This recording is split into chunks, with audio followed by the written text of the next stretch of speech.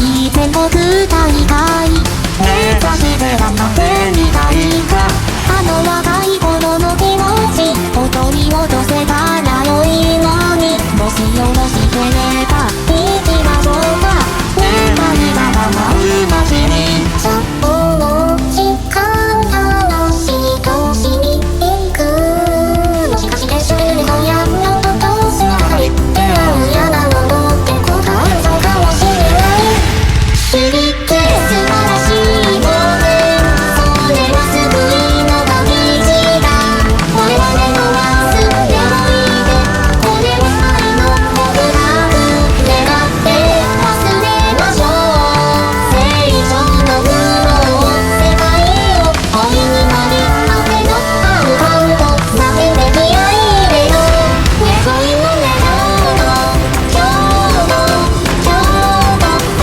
ケーション今日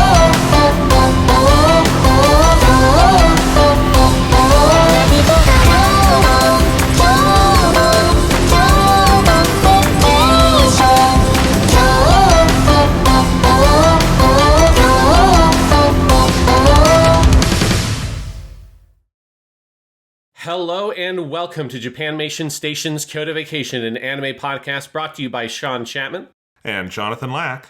We are here to kick back, relax, and talk about some anime this week on the show. An episode a long time coming.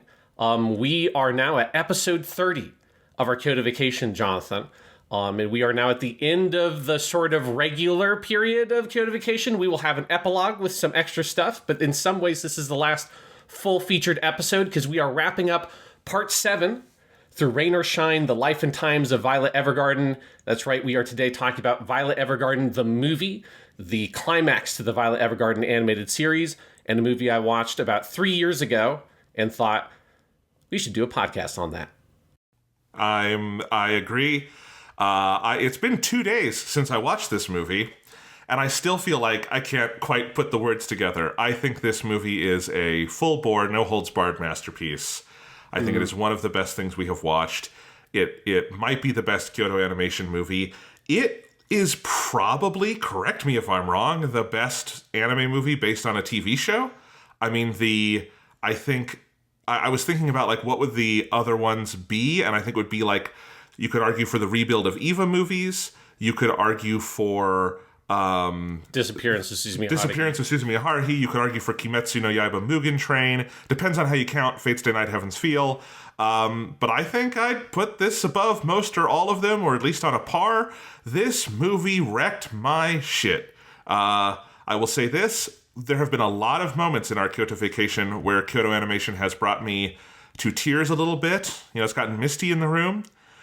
This is, at the end of our road, the first thing that has made me ugly cry, take my glasses off, have to stop the movie for a couple of minutes, get up and walk around the room. So I have strong feelings on this movie. Yes, this is the movie that made me, in some ways, regret my thing I've started of taking screenshots for notes and for the podcast. When I got to the last third of the film, I'm like, oh, yeah. God, I have to do screenshots of this, the whole ending of this movie, the whole last third. Yeah, it's an absolutely incredible film, and I was so tremendously moved by it when I originally watched it, when it became available on Netflix like 3 years ago in the US.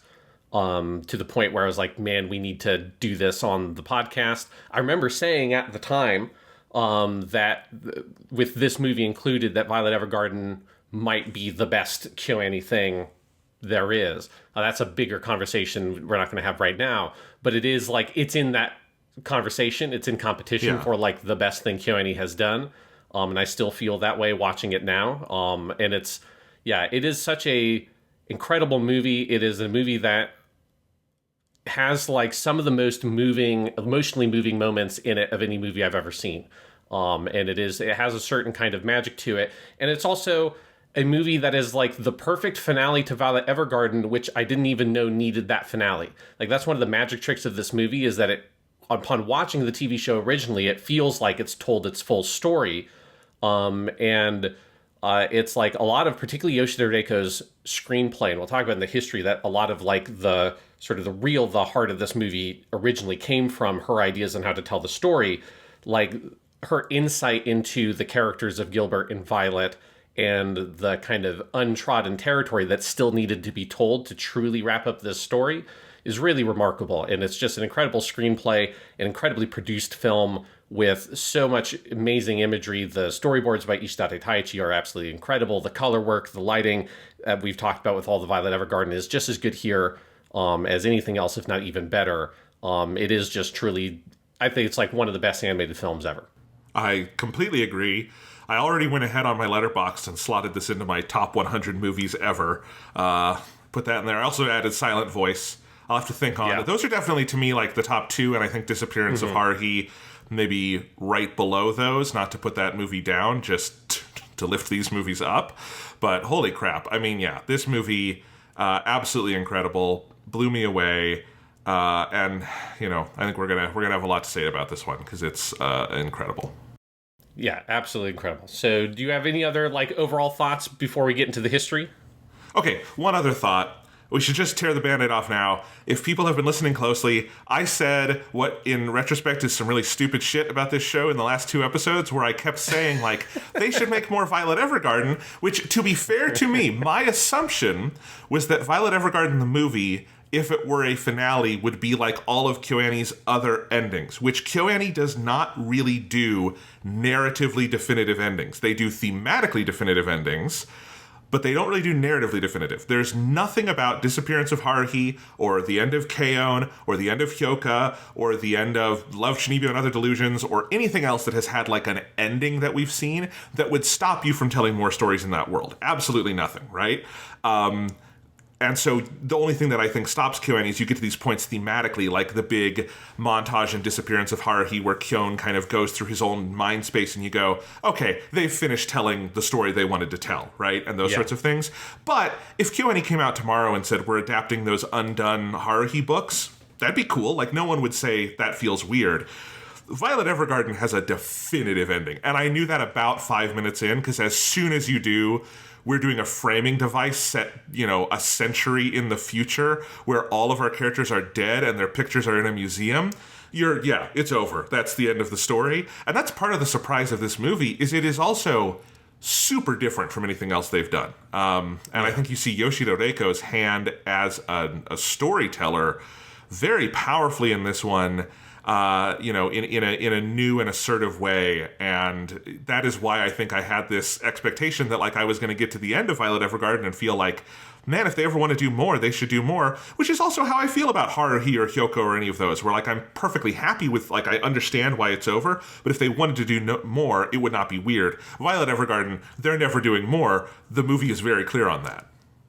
Yeah, it's been a while since I've had to practice my poker face on this podcast because most of KyoAni stuff, you don't actually have that many big sequels. So, you know, generally, even though I've seen most of the stuff already, in the podcast conversations, you've already seen all the elements of those stories we're going to talk about. It's probably not been since, like, Clannad After Story and Haruhi, where I've been like, okay, I have to try to make sure I'm not going to slip up anything that's going to spoil stuff that's going to happen in the sequel stories.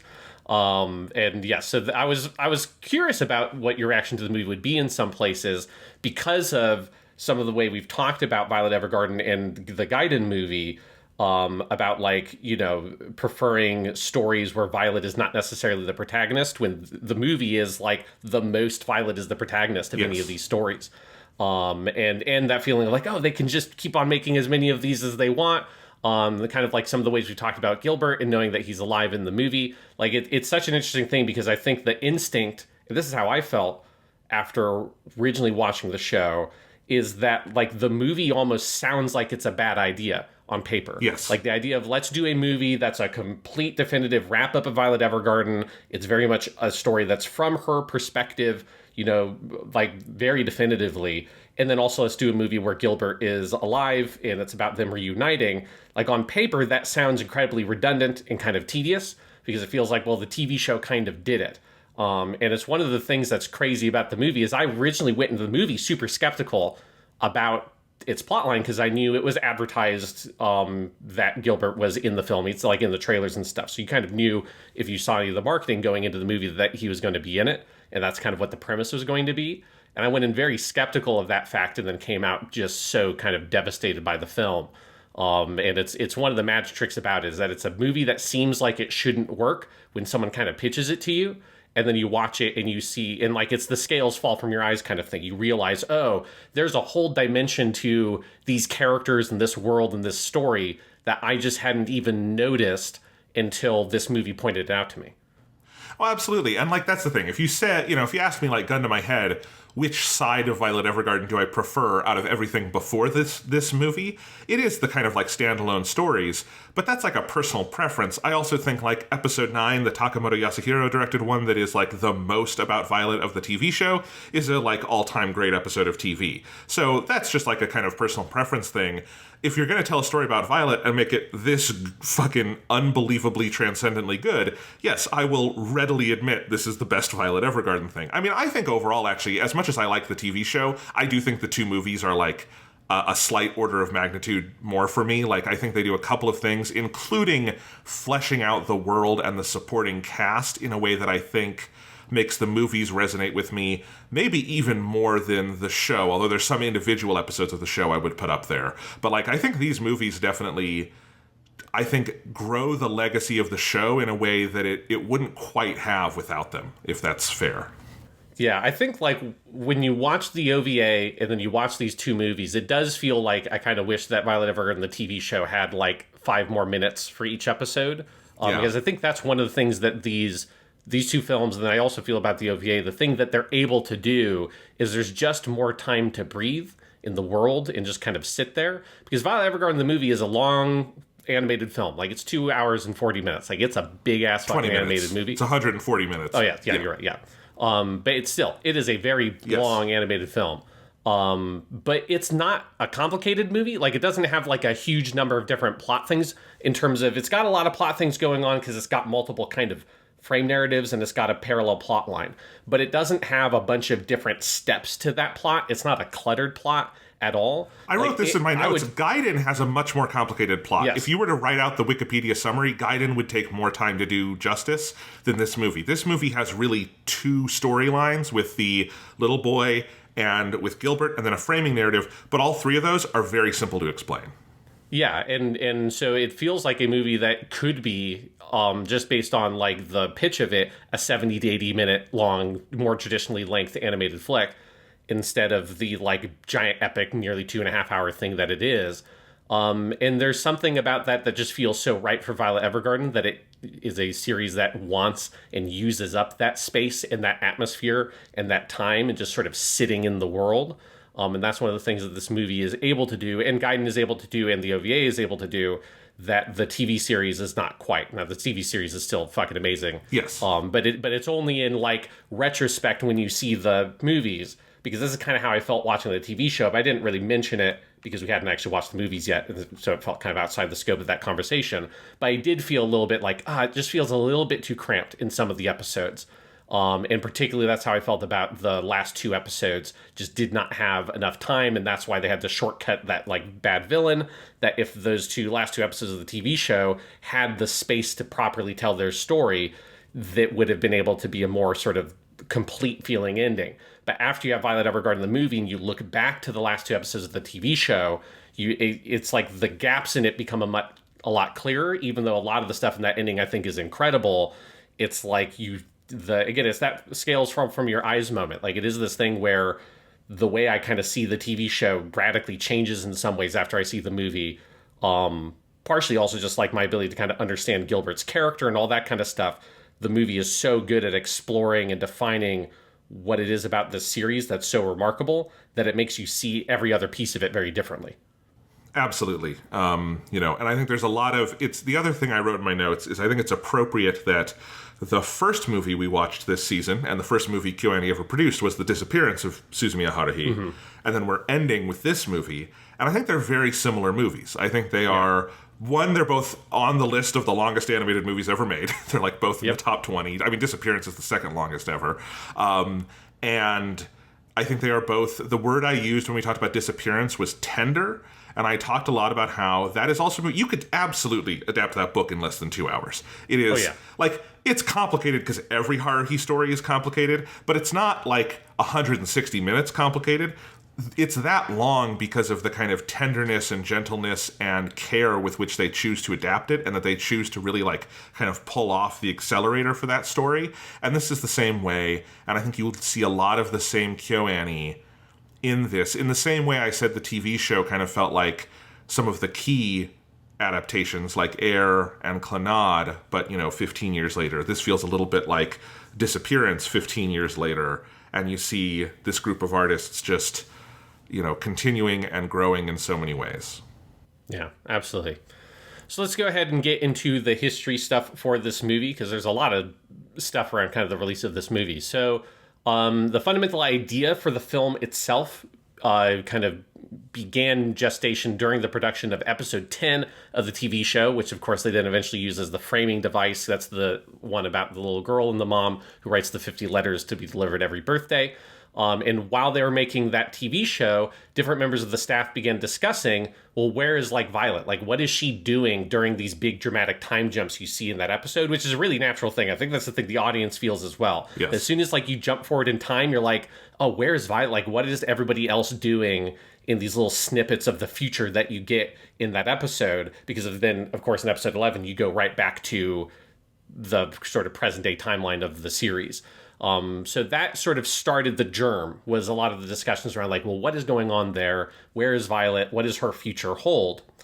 So then they started thinking about these movies. The production of Violet Evergarden, the movie, and the Gaiden movie proceeded simultaneously, which we talked about in the last week's episode. So Fujita Haruka tackled that Gaiden film, which was a smaller scale production, a 90-minute movie. Half of it's an adaptation of a book as well. So there's like some more material that they're able to adapt directly. And while she is doing that, Ishidate is beginning work on this film, which is a much more elaborate, like bigger scale production. Unlike Gaiden, Violet Evergarden, the movie, is a completely original story. So it is not adapting anything from the novels beyond the idea of Gilbert being alive. So here's where you have to kind of back up to the novels a little bit, because there's a piece, and I'm curious now to talk about this with you, because I didn't bring it up in the TV show one, because I didn't know what you knew about the movie. So the second novel, which the Violet Evergarden novels really is 2 books, are the main story, part 1, part 2.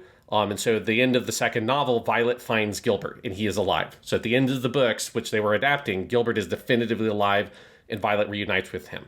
The TV series chooses to leave that ambiguous. So you have that scene at the end of the TV show where, like, the last moment where Violet arrives at some house in the middle of seemingly nowhere. She opens the door, does the whole, like, we'll go anywhere for you, Violet Evergarden, right? And then she looks up into camera. There's kind of a surprised look on her face, and then she smiles, and it goes to black, right? That ending is ambiguous, that if you've seen the books in particular, you can very clearly read that as being, it's the ending from the books. She has found Gilbert again.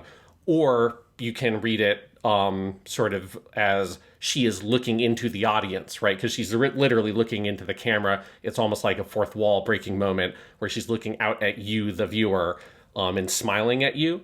And the ending has kind of those 2 different dimensions for the TV show in which it can be read. And I'm curious, Jonathan, because I didn't want to bring it up because I didn't know. Did you know that Gilbert was actually alive, and that that was part of the premise of the movie? Yes, I knew he was alive. I knew that was the premise of the movie. It's like, it's too... I don't know how I would have avoided that spoiler. That's just... it's the premise of the movie. It's on the poster. It's on the box. Like, it just... That is the premise of the movie. But also, even if I hadn't, the TV show, which is adapting the book, is too conspicuous about the fact we don't see a body. Like, it's yes. I think it's more than if you were just trying to do what is a very real thing in a war like that sometimes people go missing in action and are dead, and you're just never going to find their body because of the way instruments of war work.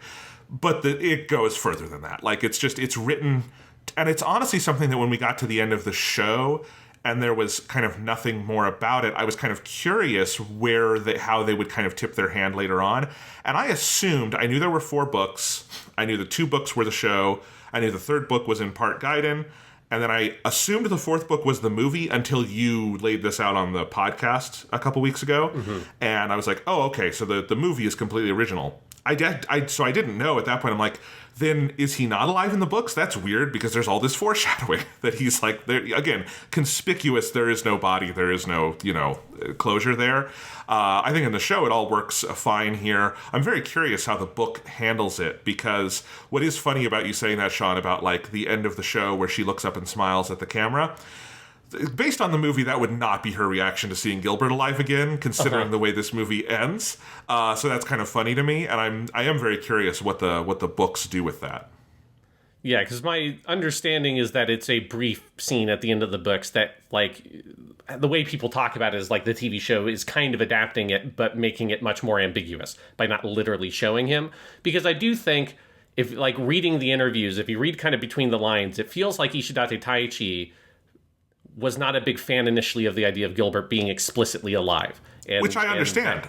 Yeah, and so that's like, so he wanted to sort of make it more ambiguous, because you can very much read the ending of the TV show, and honestly, having seen the movie and then looking at the TV show, it kind of feels like the TV show is leaning more into like, no, he's gone. Like, yes, you don't have his body, like you will never have like that level of closure, but that moment in her, she has that vision after going through her letter where she sees him in the crowd when she was a kid buying the brooch, and he turns, and then it cuts back to her, and then it cuts back to the vision, and he's just gone. Like, that communicates to me her letting go to some degree of the Major, and that obviously like conflicts to various extents with kind of like the direction the movie goes in. Not like overtly conflicts with it, but it's a clearly different vision for how you deal with the Major's absence and the idea of reuniting with him. There's just like a slight like kind of misalignment, because the concept of this movie narratively was not really a thing at that stage of the TV show production. And I think Ishidate Taichi had a clear vision for how his initial kind of take on all this stuff would go, and what that relationship with the Major was and how it would conclude. It's a less problematic of the version Sound Euphonium had, where Sound Euphonium Season 1, the artists at KyoAni, including Fujita Haruka, they interpret the Reina Kumiko thing sexually, I think unambiguously. You don't do the line across a girl's mouth sensually if you don't, interpret it that way. And then the books continue, and they don't interpret it that way at all, and so the later seasons are at kind of a loss with what to do with Reina. This is, I think, Ishidate Taichi, I think if you look at the storyboarding in those key moments, if you look at how the show frames it, yes, the arc of Violet Evergarden, the TV show, is her having to get over the death of the Major and find a way to live without him. And that is the arc of the show. Even if, as I said, it is conspicuous that we don't see the body and all that, and I think some of that is carried over from the book, obviously, because it is adapting those same stories. But I think if you look at a scene like the one you just referenced, Ishidate Taichi's interpretation as director is that he is dead, and this is Violet moving on. And there is a little bit at the very beginning of the movie where Violet still seems kind of hung up on it, where I did go a little bit like, I don't know if that feels fully right to me. And I think ultimately Yoshida Reiko's script is plenty smart enough to square that circle. Where I think you can feel like, would she be okay if she never saw the Major again? Yes, I do think that is the arc of the show, and I think that arc is fully honored here. But if he's alive, is there a story to tell there?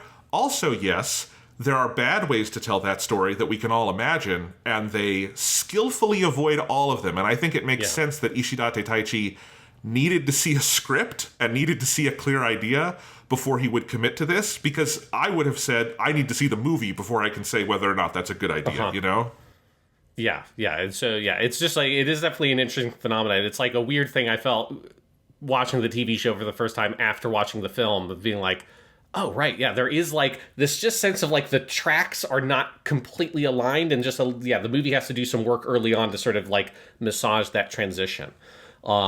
Just to sort of explain one piece for the audience, there is that fourth novel, which is called Violet Evergarden Ever After. So that novel came out around the same time as the movie, but it is not the story of the movie. That is set, like, it is all about Violet and Gilbert in their life together after the ending of the books. So it is it's a different vision of what happens afterwards. So it's very much definitively not the plot of this film. And then kind of what we've been talking about here also, so Ishidate Taichi has, in like basically every single interview I found about this movie with him in it, he talked about this idea of not being totally on board initially with the idea of Gilbert being alive, not really having a good like idea of like what is that story really, and it is until Yoshida Reiko kind of sat down and created a full story treatment and did some discussions with him that he saw that and he was like, okay, yes, this is a story to tell, this is what we can do, like, I'll direct this movie, like, let's go forward with it. So, like, and he's so complimentary of Yoshida Reiko in every single interview, that there's one I just thought was very funny where he calls it Yoshida Ryoku, like Yoshida power, or like power to sort of like be able to tell the story of these people and their insight. And she talked about an interview about really wanting to be able to tell a story about Gilbert, about like seeing him as a person in the present tense, and kind of what he's going through, because I think the show has Gilbert is a really interesting character in the show, but he's always distant because he's always in flashbacks and he's always more or less from Violet's point of view. There's a couple of flashbacks that kind of back slightly away from that, but fundamentally you don't get a lot of access to who he is internally. You're looking at him from the outside, and there's a big dissonance between the way that Violet sees Gilbert and the way that Gilbert sees Gilbert. And so a part of her desire in making the movie was wanting to kind of explore that difference and be able to see Gilbert from a very different perspective. So that's sort of part of where the production and the kind of the idea, the fundamental idea of the story came from. On April 19th, 2019, the movie was originally announced for a release date of January 10th, 2020. So that was the first release date. But the film was, of course, in the middle of production when the arson attack happened on KyoAni on July 18th. And so obviously that caused a lot of, pain and grief, and and also damage to production materials on the film as well. So the movie was delayed. So from that January 10th date, it then got moved to April 24th. It was then delayed again on April 4th. So 20 days before the movie was originally slated to come out. The movie was effectively done at that point, so it could have come out on its original release date. But if you remember 2020 at all, something happened around, late winter and spring 2020 called the COVID-19 pandemic. So by the time you get to April, the COVID-19 pandemic is in full swing. It's very easy for me to remember because it happened right around spring break. So I remember that spring break so vividly. Oh, yeah. Because we got it 2 days early. We had a 2-day early spring break, and we went home and it's like, we'll probably be back after spring break. It's kind of scary, but it'll probably blow over. And then I was not back in a classroom for months and months and months and months, until like halfway through the succeeding academic year. So that threw another wrench in the plans. So the movie was delayed once again. It was finally announced on May 25th. At the end of a rerun of the series. So they did a big rerun on TV, and then on the last episode they had a little trailer saying that the movie would be released on September 18th, 2020, and that is the ultimate release date that it actually made. So first date was January 10th, then it got moved to April 24th, and then it got moved to September 18th, and it was able to come out on that date. Yes. 2020, despite having the pandemic, absolutely fucking crazy year for anime movies. You had this, You had the Last Heaven's Feel movie, you had Kimetsu no Yaiba, the biggest anime movie of all time in terms of box office. Big year for anime movies. Yes, just like a weird year for movies, but a big year for anime films, for sure. Including for this movie, because this movie was a huge success. Immediately it was super popular. The movie ranked number 1 on the audience satisfaction survey, beating out Tenet, the Christopher Nolan film, which I just thought it was funny to see those two movies next to each other, because it was like, oh, right, yeah, those movies came out like around the same time. We didn't really get to see that in theaters in the U.S. because Japanese theaters reopened safely way sooner than American ones did, because there is obviously just a whole different culture around mask wearing and all sorts of stuff in Japan, and they're also not a bunch of fucking redneck idiots. And I'm sorry, I'm thinking about 2020 and how you and I apparently haven't forgotten 2020, but most of America seems to have forgotten 2020 because we're on the verge of re-electing the person who got 1 million Americans killed in 2020. Anyway, that's a rant for another day. But yeah, they were living good over in Japan, seeing Tenet and Violet Evergarden and Kimetsu no Yaiba. Yep. So the movie was very popular and well-liked immediately, and so it quickly expanded the number of theaters. It was funny, I went through like the official website for the film, which has like a kind of like newsletter kind of section where you can just go back to the dates, and it's just like you see slowly that it's like, oh yeah, we're good. Like, here's 5 more theaters. Here's 10 more theaters. Here's 50. And it's like every week they're just like, and here's an update of like all the other theaters that are showing the movie. So it just kept on going longer and longer. It's initially like sort of limited time release, kept expanding and going for longer and longer and longer. And there were still some movie theaters showing this movie on March 2021. So it had a big, healthy, long run in the movie theaters. And on that website, on the official website, there was also a very funny little bit where they had a thing of like a message of different people involved in the film on like, you know, their comments on like celebrating the extended run or the long run for the movie. And most people like Ishidate Taichi had a little like, you know, thank you everybody for coming to see the movie. We're very grateful, blah, blah, blah, blah. But then there's a comment by Akasaka, the author of the light novels, and I wanted to share this. I translated this because I talked about on the TV series episode that she comes across a little weird at interviews, and I didn't actually translate one part. So I'm going to I translated this and read it for people because I just want to communicate how weird she is. Again, the normal thing that everybody else did was give a 2 to 3 sentence thing saying like, well, thank you for watching the movie. We're very grateful. This is what she wrote. Thank you very much for watching Violet Evergarden the movie. After writing this letter, a postman from the CH post office is supposed to deliver the letter, so I hope it gets delivered without any issues. It's snowing up here in the north, so I'm a little concerned the letter might get wet and be hard to read. But the postman who's taken up the job has a lot of experience, so it should be fine. I've heard a great many people have gone to the movie theater, and that has me truly delighted. Thank you. A movie is something you experience, and is something that only becomes real once we've taken some of your precious time. Walking to the theater and watching through to all the names of all the people who made it in the credits, it's easy to write, but harder to do. Extending your run can only happen with a long chain of customers. It's a kind of miracle that can only happen when people who have seen it say, hey, that was good, you should see it too, I want to hear your thoughts, and spread those sentiments around. Thank you for this chain of happiness, all my thanks to you. Sorry, I really want to say more thank yous, but the postman from the CH office is waiting and peeking over my shoulder at this letter right now. It seems that time is up. He's telling me to seal this letter. He's rather impatient, and I do want him to get home on time, so I'll wrap it up here. One last thing, I hope a wonderful moment visits your life like it has Violet's. I am absolutely imagining Benny standing there in his tweak boots, stomping his toe, being like, finish the letter. And I do like the idea of this very strange woman calling the post officer over and being like, oh, just a second, I haven't written the letter yet. Let me do this. And making him stand there. It's great. Yeah, and it cracked me up because, like, every single interview I've read for her, which has been like 5 or 6, she has always mentioned how cold it is in Hokkaido and that it's snowing all the time, including in this. But she can't call it Hokkaido because in the universe of the letter she's writing, it's in the world of Violet Evergarden, which doesn't have a Hokkaido, presumably. So she's just from up north where it's very cold and snowing right now. Like, how do you work this into every interview about how fucking cold it is in Hokkaido? Anyways, I love her. She's an absolute weirdo and oddball, but it's such a great little piece that she wrote here. And this idea of, like, you know, it's very true that, you know, it is about the reason this movie became so popular is people sharing both their love for Violet Evergarden, the show, but then also their love for this movie because it was like a slow build to being this really big hit that was in theaters for a very long time. Also at a time where, you know, even if you could go to the theater in Japan, it's still a thing that you'd be concerned about, obviously, with COVID going on. So it was like kind of a crazy thing that happened here with this movie. I mean, people were clearly hungry for it because, you know, again, a month after this opens, Mugen Train opens and becomes the highest grossing, not just anime film, Japanese film in history, you know? Yes. So, yeah. Yeah, pretty wild.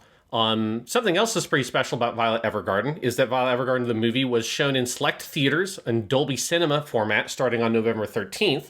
And Violet Evergarden, the movie, is the first new animated film to be presented in that format. The first animated movie, as far as I'm aware, that ever was presented in Dolby Cinema is a sort of remaster of the original Gundam movie trilogy in their Gundam Eizo Shinkaiten tour, which had happened, I think, a year earlier. But this is the first, like, here's a full new animated film being remastered in this Dolby Cinema version. This version was not like something that they planned originally. It's not like Ishidate Taichi sat down and said, hey, we're going to go for this format. But in the lead up to the movie's release, that's when they started working with the people at Dolby. And then it was during September and October that all that work was done. So that way, then they had that November release of this version. And Jonathan, you have a lot more notes here about what Dolby Cinema is. So why don't you take some of that? Well, this really interested me because here's the thing. You and I both watched this on the Funimation 4K Blu-ray that came out for this. And there are not that many there are no anime TV shows to my knowledge, and there's not that many anime movies that have come out in 4K disc, and a lot of those don't even have HDR, because anime is not a natural fit for 4K UHD discs. Anime is almost never done in 4K, it's done in 2K. And then also, like, if you think about what HDR is, you have to have the color information for it, and you would have to produce the animation with that color data, right? So, like, a lot of anime just isn't produced with anything that could become an HDR pass today. Ironically, if it was produced on film, like why is the Gundam movie trilogy the first one done this way? It's because it was on physical film, which does have the color data for HDR because it's a physical, luminance thing. But a lot of digital anime doesn't have that. So this explains why this is the only KyoAni material that we have in 4K HDR. And I'm often very wary. I usually do not buy anime releases in 4K, even if they're offered. And when I do, I make sure there's always also a Blu-ray in the pack because it can go wrong if it's done poorly, right?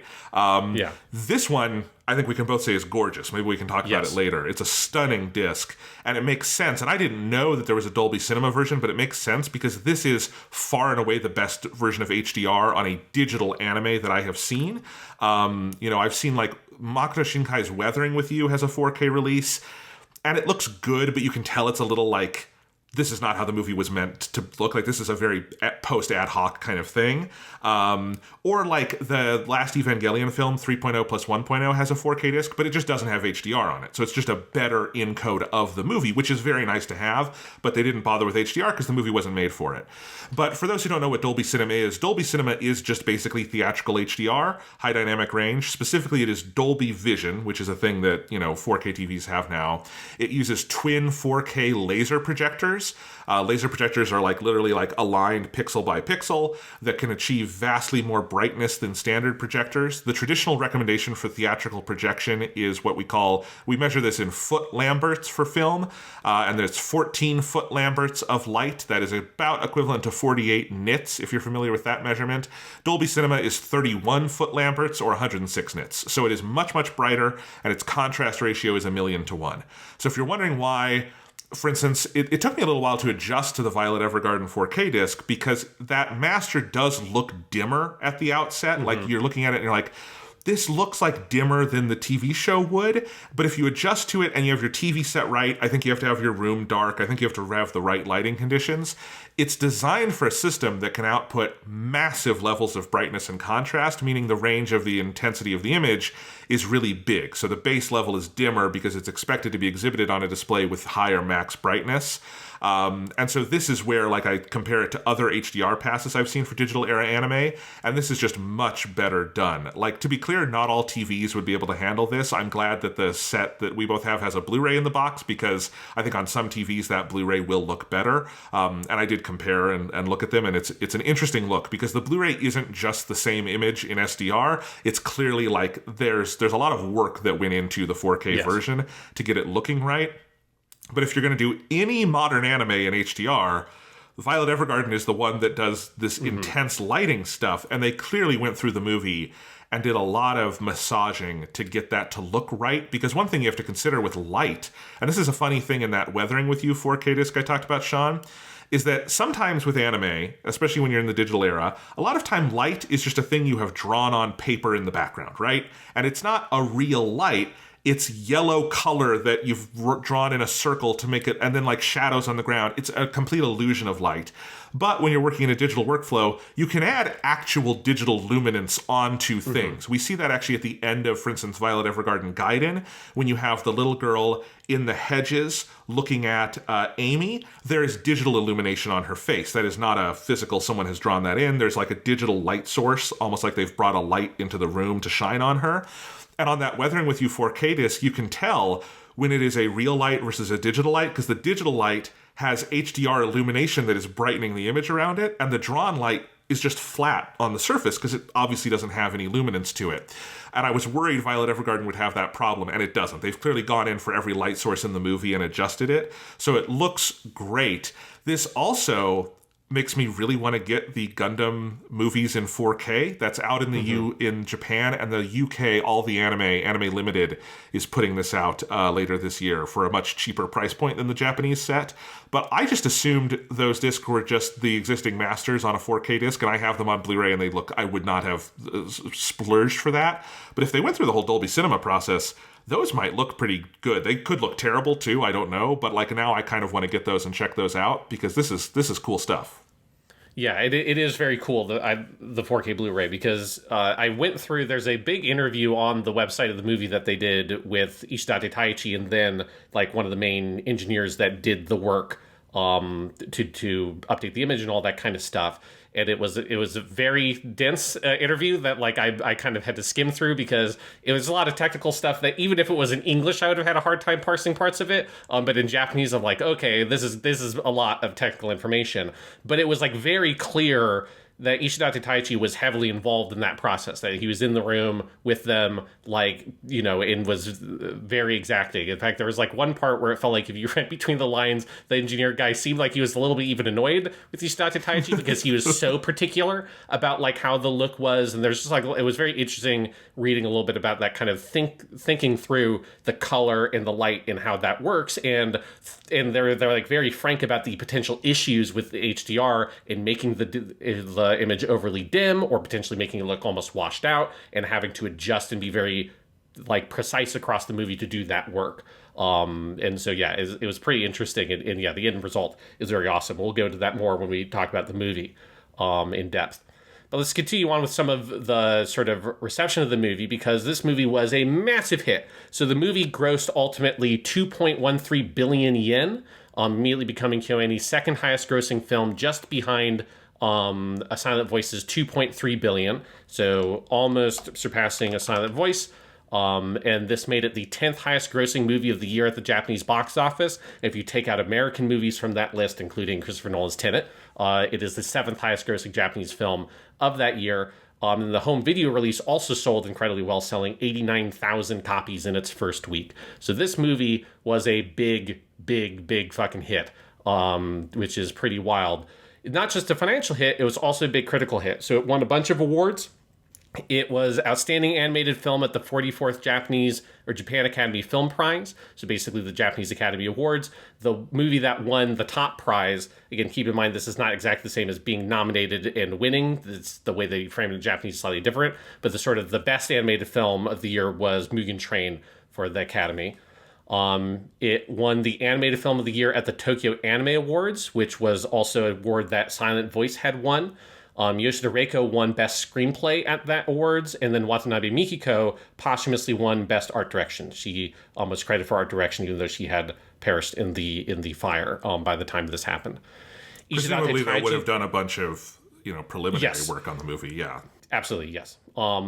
Ishidate Taichi won the award from the Japan Media Arts Festival. This is the one we first talked about all the way back in Tomoko Love Story. Yamada Naoko won the newcomer award. Silent Voice won some awards here. Liz and the Blue Bird won some awards here. This is the first non-Yamada Naoko thing from KyoAni that was recognized here. Although still a Yoshida Reiko thing. Yoshida Reiko, her movies win fucking awards, we have learned.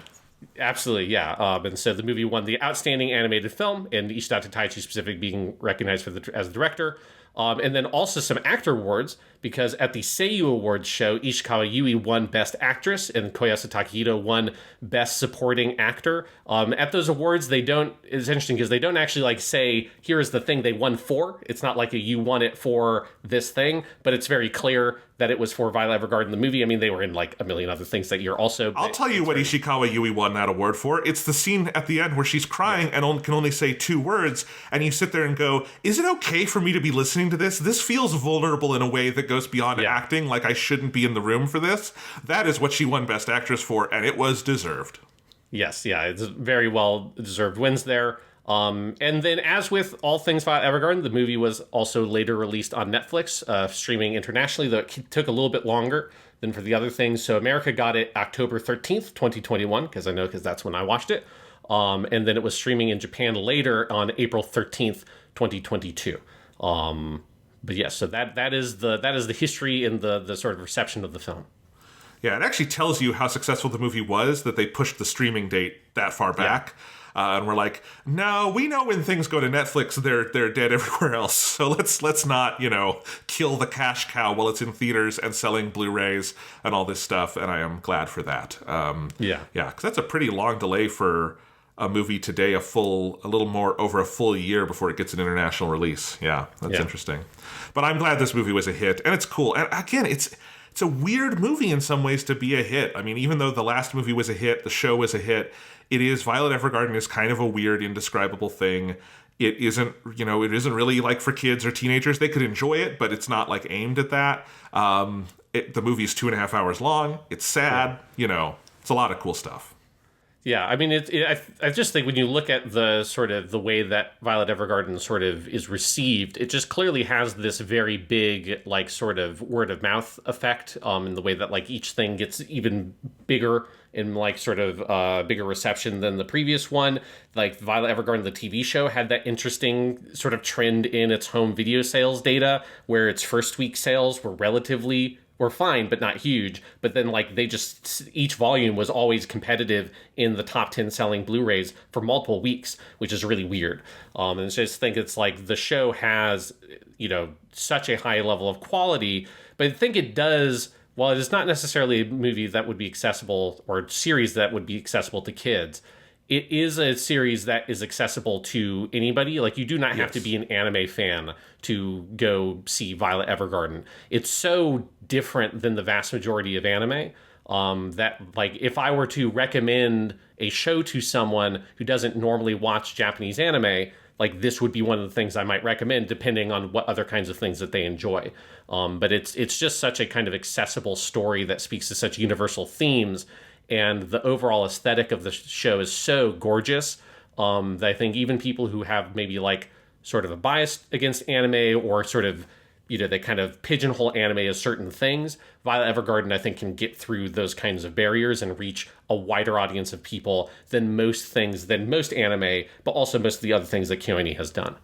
I've already recommended this show to one person I know who is not an anime person, because I was just like, oh, this is so... the kind of thing you like, based on all these other things. And yeah, it is absolutely that kind of anime, which is always cool to have. Yeah.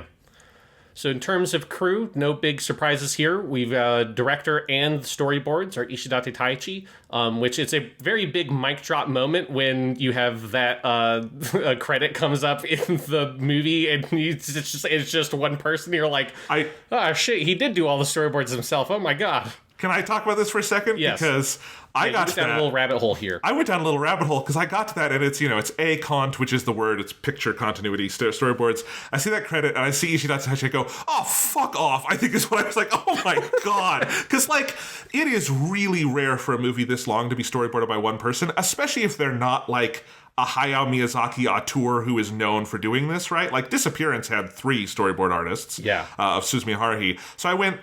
this has to be competitive for the title of longest movie storyboarded by one person. So I did spend an entire evening and part of a morning researching this because it was surprisingly hard to narrow this down. I started with the list of longest animated films ever on Wikipedia. I got rid of anything not Japanese, so all the Japanese films. I got rid of any compilation films because, like, the Gundam movies are on there, but, like, that's a different thing. Those are compiled. And obviously, those were not storyboarded by one person. Right. Those are storyboarded by a lot of people. Yeah, so did that. Then I had to find storyboard credits. A lot of the longest animated movies are also older movies that do not have easily accessible credits in English, and sometimes even in Japanese. So I had to do a lot of research, including sometimes just finding the movie online and going through the credits and waiting for the A-cont credit to come up. There was one set of movies I could not that are on this list that I could not find storyboard credits for, and that is there's a Toei trilogy of Romance of the Three Kingdoms from the 90s that I downloaded the fucking Blu-ray masters of the movies to look at this. There are no storyboard artists credited for those movies. I am almost certain they were storyboarded by more than one person. These were TV movies from the 90s that are all 2.5 hours long. I seriously doubt they would be competitive, but just that is my asterisk on this. Everything else I am certain of. So I can say here, this is my research, the longest anime film ever storyboarded by one person is 1978's Farewell to Space Battleship Yamato. It is 151 minutes, and it was storyboarded by our personal friend, Yoshikazu Yasuhiko. Our buddy. Yes, and in fact, while I was researching this, because I had to find all this on the Japanese Wikipedia, that is the first of the 3 original Yamato films, all of which sound like they're the final Yamato film. The actual movie Final Yamato, which is the longest animated movie ever made, they specifically say there, Yoshikazu Yasuhiko refused to come back because they were all like, it was just too much work at this point, and he had moved on from Yamato, and they did have to replace him with 2 people because he had been storyboarding these movies solo, and he was finally like, no. And so for Final Yamato, which is almost 3 hours, they got 2 people. But Violet Evergarden, the movie, is number 2. It is the second longest movie ever storyboarded by a single person by Taichi Ishidate. So if you're wondering why like the reaction is, oh my god, that's because only one other person has done a longer movie than he has. There are some close ones. The 2007 movie Summer Days with Ku by Keiichi Hara is 138 minutes. The third Psycho-Pass movie, also from 2020, is 137 minutes and all storyboarded by Naoki Arakawa. There is an Indian-Japanese co-production from 1993 called Ramayana that is 135 minutes and was storyboarded by Koichi Sasaki. And then there is Princess Mononoke, Hayao Miyazaki's longest film at 134 minutes. That is number 6 on that list. But yes, I am happy to be able to say Taichi Ishidate storyboarded the second longest set of storyboards for an animated movie. That's pretty cool. Yeah, it's wild. And he did a good job. He did a really good job, yes. Yeah. So then screenplay, obviously Yoshida Reiko, right? Because you had the other 2 writers from the show. They did the screenplay for the Gaiden film. Yoshida Reiko did the screenplay for this one. Character design and chief animation director is, once again, Takase Akiko, like from the show. Evan Call doing a lot of music for this movie. It is a huge amount of music. And one cool detail is that they recorded the music in Germany. They also did like some additional location scouting and stuff like that, including for the island in the second half of the film and stuff. But part of that was getting a whole German like orchestra to perform the soundtrack. And even Colin, in one of the interviews, talked about that one of the big differences in the quality of the sound was that the venue where the German orchestra performed was a much bigger venue. So it just has like a much bigger open, more resonant sound than the studio that they used in Japan for the TV show soundtracks, which I thought that was a cool detail. And then you've got a whole gaggle of unit directors here. For our unit directors, you have Oda Minoru, Sawa Shinpei, Ishidate Taichi, Ogawa Taichi. So you've got 2 Taichis on this one, and then Yamamura Takuya for our unit directors. Yeah. And they did a great job. And that quality of the music, Sean, is immediately noticeable, I think.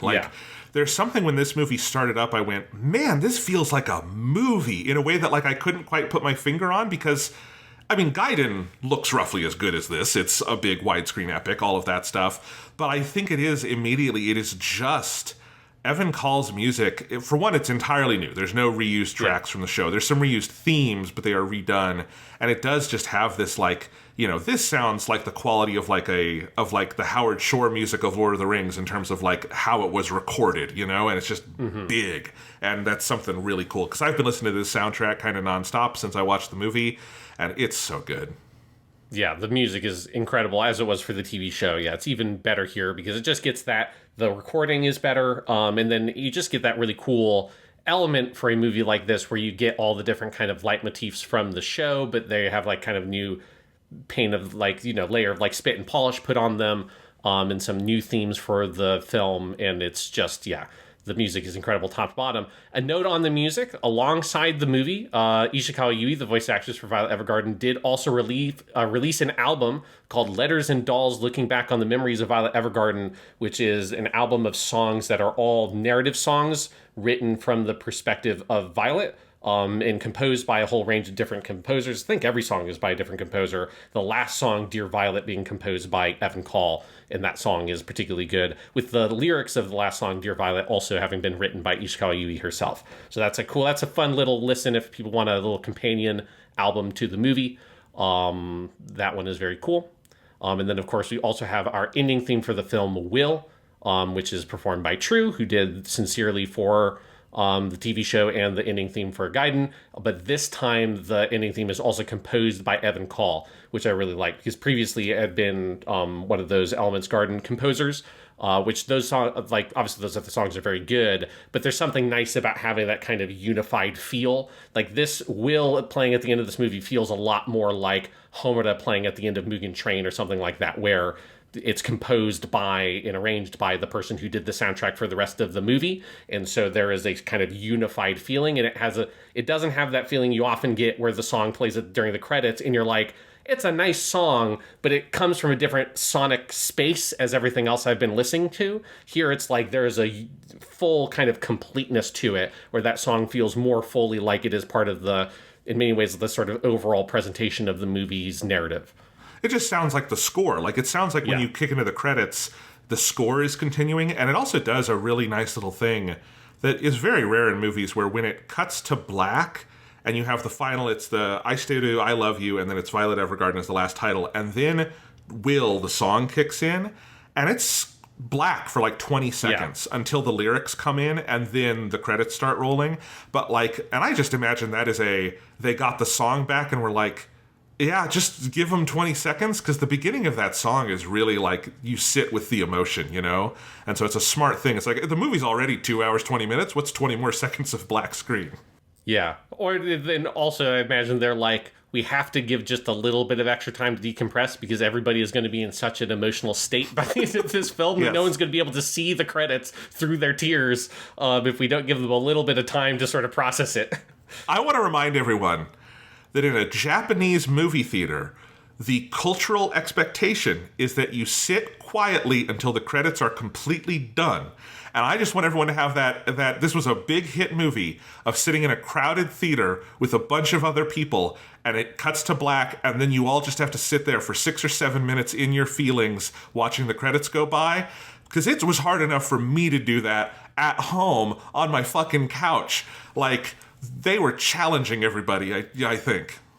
Well, I watched a Japanese influencer person, a video at the time when this was released in theaters. They did a whole like kind of vlog of like, I'm going to go to the theater. It's the first time I've been to the movie theater since the COVID pandemic started. And it's like this, like probably like 20 something Japanese girl.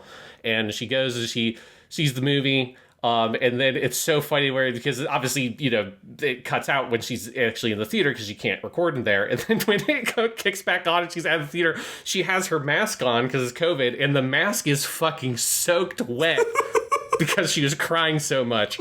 And it was like, okay, yeah, that's the kind of effect. And then she went home and started sort of trying to talk through the movie in her vlog. And like, there were just multiple sort of like sudden cuts where it was like, oh, she had to stop recording for a second or stop like talking for a second to cry a little bit more as soon as she just started talking about Yudis and stuff. It's like the emotional impact of this movie is so potent and intense that you gotta give people a little bit of black screen at the end of this movie to be able to just sort of like feel it a little bit. You can't go straight into those credits. I'm just imagining every like, you know, YouTuber review of this movie, they walk out of the theater and they're like Violet when Gilbert is talking to her in the ocean and just like, this movie, this major, like that would be my review if you like put me on camera right after the movie ended. Yeah. They fucking take their COVID masks off and wring it out like a wet towel, you know? It's just like it's like a cartoon. It's wild. Oh, this fucking movie, Sean. Was there anything else you wanted to say before we move out of the history section? Yeah, I think that's about it. Japanimation Station. Thanks for listening to Japanimation Station. If you're enjoying the show, please remember to like and subscribe, leave a review on Apple Podcasts or Spotify, and tell your friends. You can support the show directly on Ko-fi at the link in the description, and remember to check out the Weekly Stuff podcast, our long-running series on movies and video games and everything else on all platforms. And now, back to the show.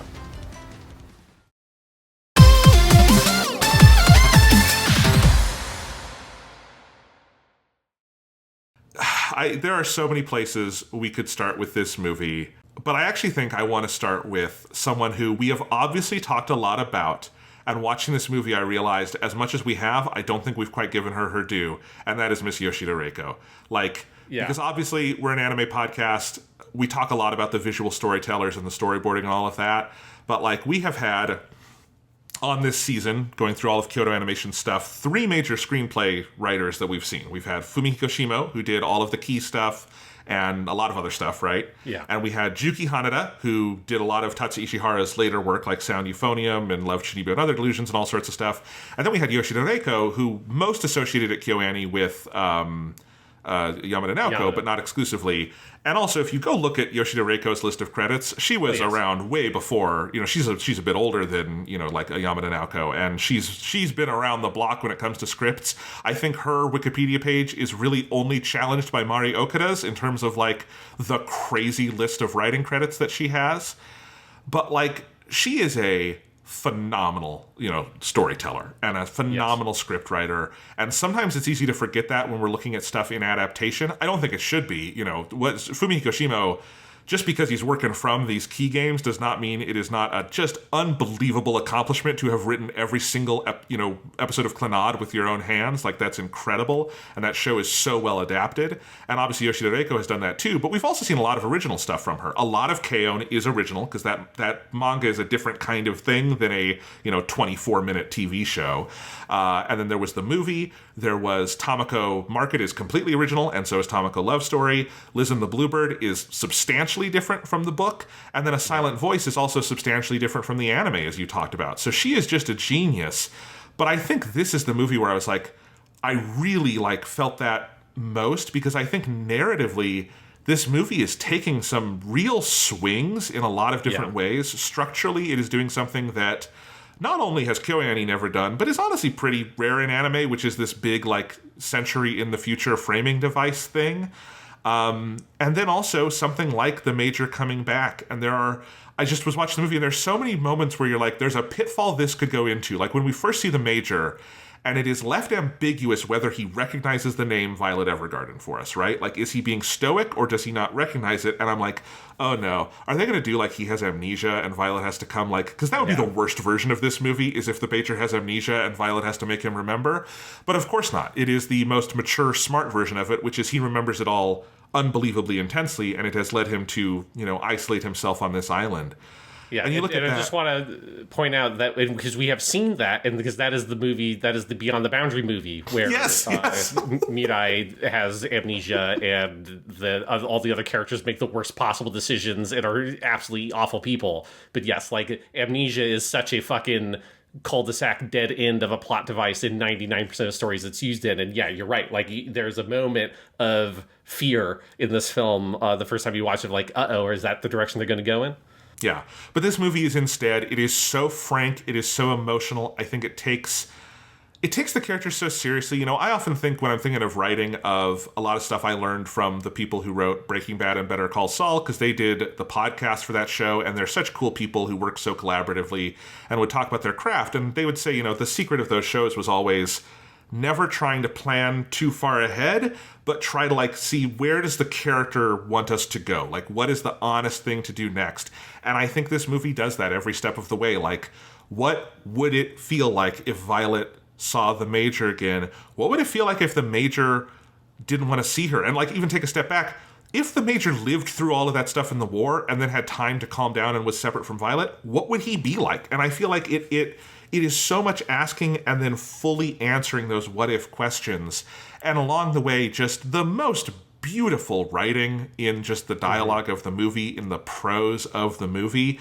This is a tremendous screenplay. And I think it is easy, even for you and me, to lose track of the qualities of the screenplay when talking about animation.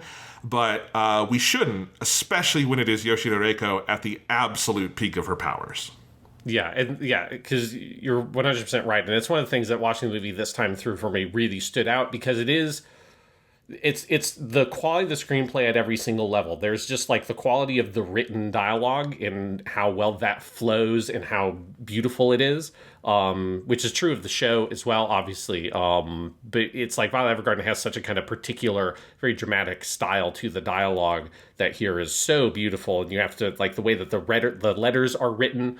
Right, there's that line, this is from the TV show, but from the last episode of the TV show with Violet's letter to Gilbert, where she says, spring, summer, fall, and winter, so many seasons has passed, but the season that brings you with it has yet to come. Obviously, the line's in Japanese, but that idea, that like imagery that's baked into the language is so rich and powerful.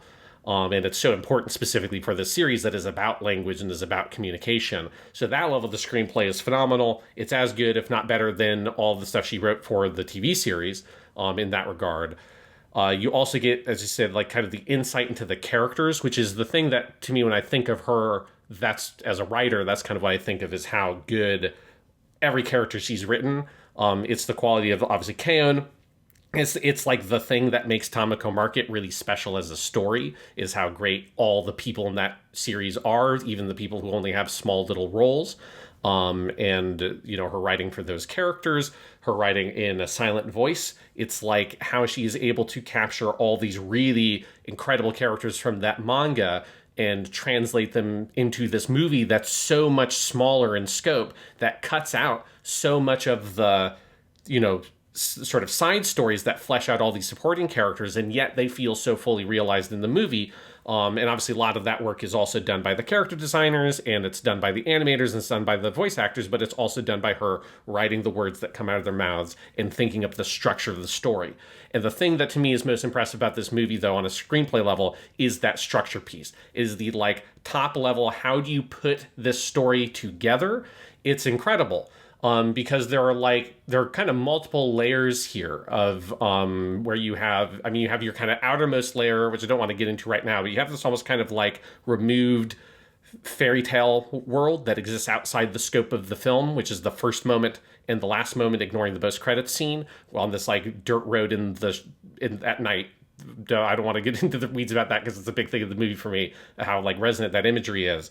But you have that. You then enter the movie with a sort of overall, what from the series perspective is a flash forward for the purposes of this movie, is a frame narrative set in probably like the equivalent of the 70s or 80s or whatever of this world, but set in something closer to the modern day, and then investigating, okay, well, what happened to Violet Evergarden? You then have a big stretch of the movie that both recaps all the relevant parts from the TV show for new audience members. Like, this is a movie that obviously is going to be far more resonant for you if you've seen the show, but you absolutely could watch this movie without having seen the TV show and get everything of what the story is, because it's so good at reintroducing you to the world and the characters and Violet's central dilemma. It does all of that. It then introduces a plot line with a character that is like a mini episode of Violet Evergarden that gets suspended before the climax, effectively, before the twist or the 10 in the Kisho Tenketsu Japanese 4-part storytelling structure. You get the first like half of that episode, but then it gets suspended with Eurus. You then hear that Gilbert's alive. It then cuts back out at the exact midpoint of the movie to the frame narrative, almost to the second. It is exactly in the middle. It's wild. You then have go to Gilbert. You have all the stuff on the island. That then the twist for the Gilbert, the 10 of the Gilbert side of the movie, and all the stuff that's been building up, that sort of gets wrapped up in with the twist of the Eurus Violet Evergarden episode that we are now resuming, and we realize, oh, we had left a whole Violet Evergarden episode unfinished, and now that, chicken is coming home to roost, and the way that all then explodes into the conclusion of the movie. Then you go back out to your frame narrative and put the sort of like little piece on that, and there's so many little details that get picked up in how the climax of this movie plays out, and then you go back out to that top level dream world that you entered in on. Like, that structure of the movie and how all those little pieces wrap in with each other, the different subplots, the kind of like main story, A-plot Violet Evergarden story that's happening, the like episodic Violet Evergarden TV show episode practically that's happening in the middle, and how those become intertwined. It is so immaculate how it's structured and paced and put together as a narrative. That to me is the thing that's the magic of this screenplay, because it's a story that on paper I feel like it would just... I would not be able to come up with how do you tell this story of the Violet and the Major reuniting. I don't know how you do that. And then Yoshireko just comes in and it's like, well, here's how you do it. You do it with this frame narrative. And you do it with, you re-pick up everything with the older brother. And then you do a Violet Evergarden episode and you show how the two parts of Violet Evergarden's life, which mirrors the two kinds of episodes we had in the show, how those come into conflict and she has to navigate that conflict. It's like, that's fucking genius. It's fucking genius how the story is written to me. Absolutely. I mean, you talked about how much Taichi Ishidate in all the interviews would sing the praises of Yoshida Reiko. Yeah, if I were a movie director and someone handed me this script, I would never stop praising that person publicly, right? Because what a fucking gift. And like, I'm glad you invoked the whole Kisho Tenketsu structure before, which we've talked about before. But this movie is actually a really good example of it, and it's interesting because some movies you could break down either as sort of the Western three-act structure or a Kisho Tenketsu. There are similarities there. Kimetsu no Yaiba Mugen Train is a really good example of it. Is very teachable for either a Kisho Tenketsu or a Western three-act structure. It fits both of those absolutely perfectly. Violet Evergarden is not at all a three-act structure, this movie. It's not even a little bit that sort of thing. Like, if you were to try to map it on, you would say the first act is like 80 minutes of the movie because you would have to wait until Violet is on the island for you to really get into what we would call the second act. So it doesn't work that way. But it's a great example of the whole Kisho Tenketsu structure, and I think the whole wisdom of that way of telling a story. But as you say, it's kind of doing dual Kisho Tenketsus that like get to their big, climax moment, in tandem, and then have this amazing unwinding at the end. So it is absolutely an incredible structure. The way it works in that frame narrative, that sense that like at the midpoint of the movie, they could have put an intermission in here. It's such a perfect, like, you could totally be like, go to the lobby for 15 minutes, come back, and then the movie starts again with another trip to the future. And I feel like each time, we only go to the future 3 times, but it tells us so much each time, and it creates certain mysteries for us. The beginning of the movie is this kind of unexpected thing, especially for me coming from where I was thinking about the show, of Violet stopping being an auto memory doll pretty early. And again, this movie constantly doing things that I think could go in a bad way. And I was worried, is this movie going to end with like she just kind of disappears and doesn't like continue making an impact on the world? No, that's not the ending of the movie at all. Yeah. She makes an unbelievable impact on the world. But yeah, so it's constantly doing these things that draw you in, while still having so much room to live with the emotions and be there and give the artists all this time to really luxuriate in, I think, the tone and atmosphere and tenor of this movie. Structurally, absolutely brilliant. Yeah, it's just like, it's one of the best uses of a parallel plot line I've ever seen, because it's almost not even like a parallel plot line, because it's more like a nested plot line in some ways. Yes. where you kind of like, you have a whole plot that kind of starts with Gilbert and the brother Dietfried, who sort of like is the anchor point for that story early on, and it becomes, that plot suspends to develop this other plot, that plot suspends right at this kind of juicy moment, and then you go back, and then it's right when, at the lowest moment, that suspended plot forces itself back into your face, and you see the genius of the whole structure, because it's like right when you've forgotten all the Eurus stuff, because you've gotten so wrapped up in what's going on with Gilbert, that it comes screaming back into the front for your big twist and kind of climactic moment there.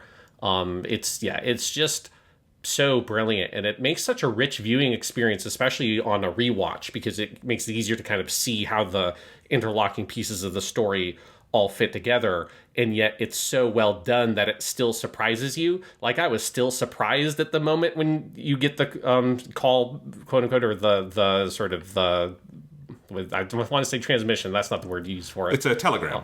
Telegram, yes, thank you. The telegram telling you that Eurus is on his deathbed, and it's like, even though I knew that was coming, I was dreading that moment because his death scene is like ingrained in my fucking subconscious. I still had kind of forgotten about it because the drama of the Gilbert stuff is so kind of engrossing that when it comes back, it still is surprising to me. It still shocked me and like kind of brought me to my senses in the way that it does Violet. And that to me is like the mark of a truly phenomenal story structure, is you can know it going in and you still forget about it in the moment because of how well it works on you. Well, and again, with this really does feel like it is the ultimate Violet Evergarden thing.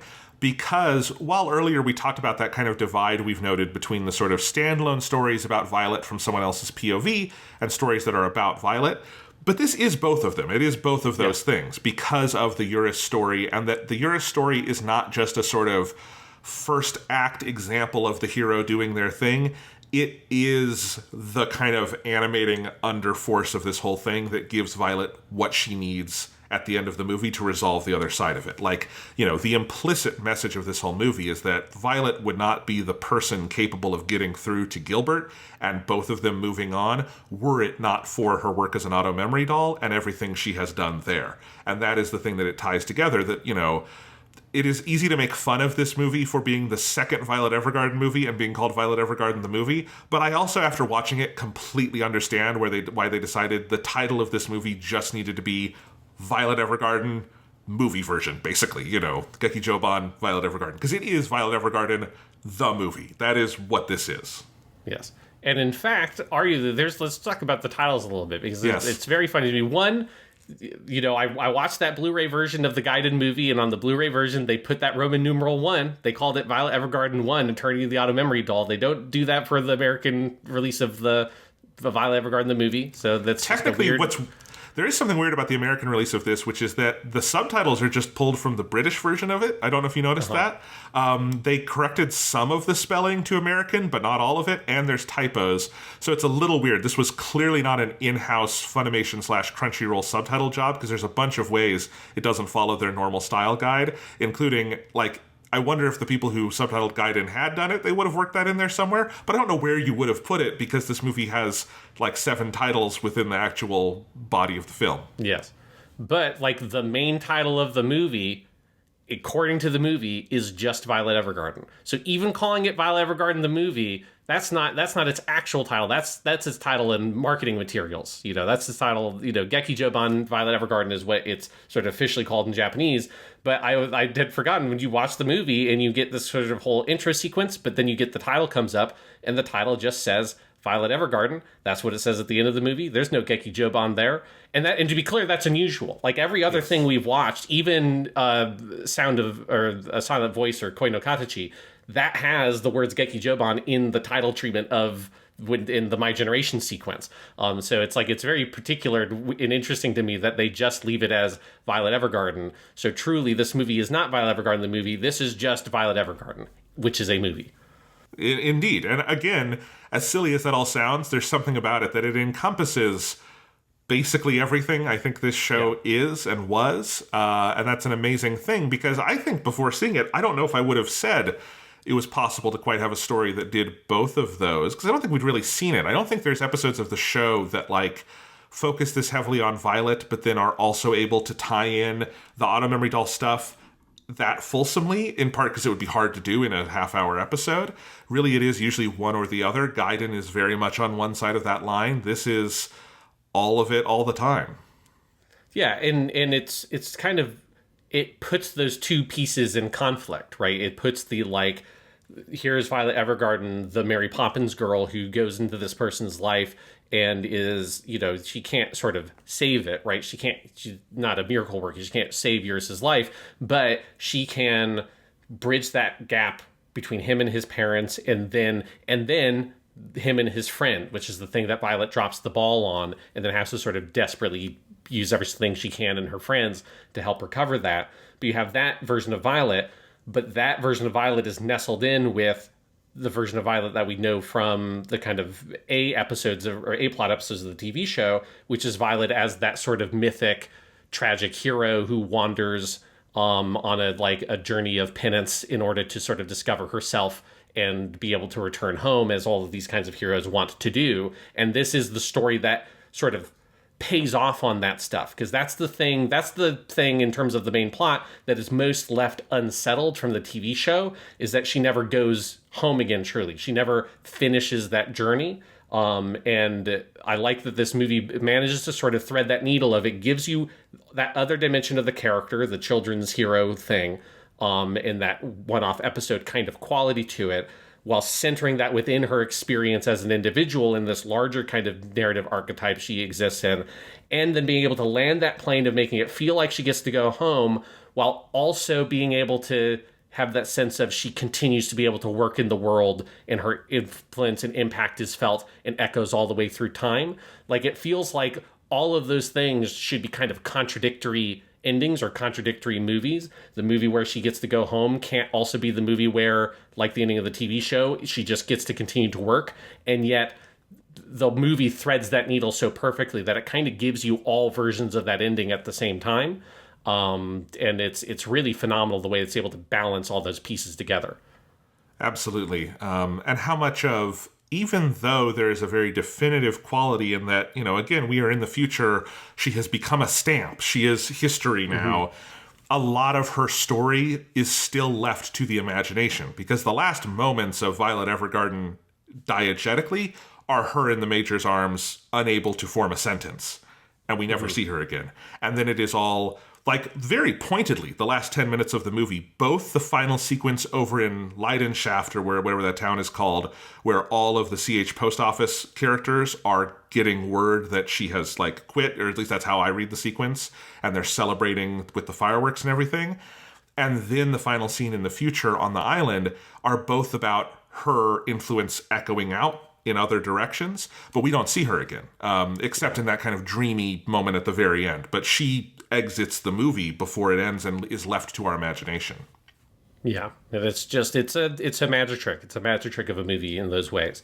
Yeah. Like it's still kind of unbelievable to me, even having already seen it once, watching it and being like, man, I can't believe, I just don't understand how you're able to tell the story and make it all fit together like this. Yeah. Well, let's start by just, can we talk about the framing device and how cool it is, and kind of daring, and just the whole idea of, because I love, as soon as you start to get the sense in that first scene of like, oh no, we're not in the main world of Violet Evergarden, we're far in the future, right?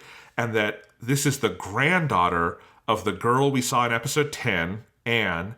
And when they say your great-grandma, that's the mother that Violet was writing for. And all those letters survive as artifacts. And so we're far enough that, that little girl became a grandmother and has passed away. And we're watching her granddaughter, Daisy, dealing with the ugly, difficult emotions of loss, and also, being a teenager and being mad at your parents.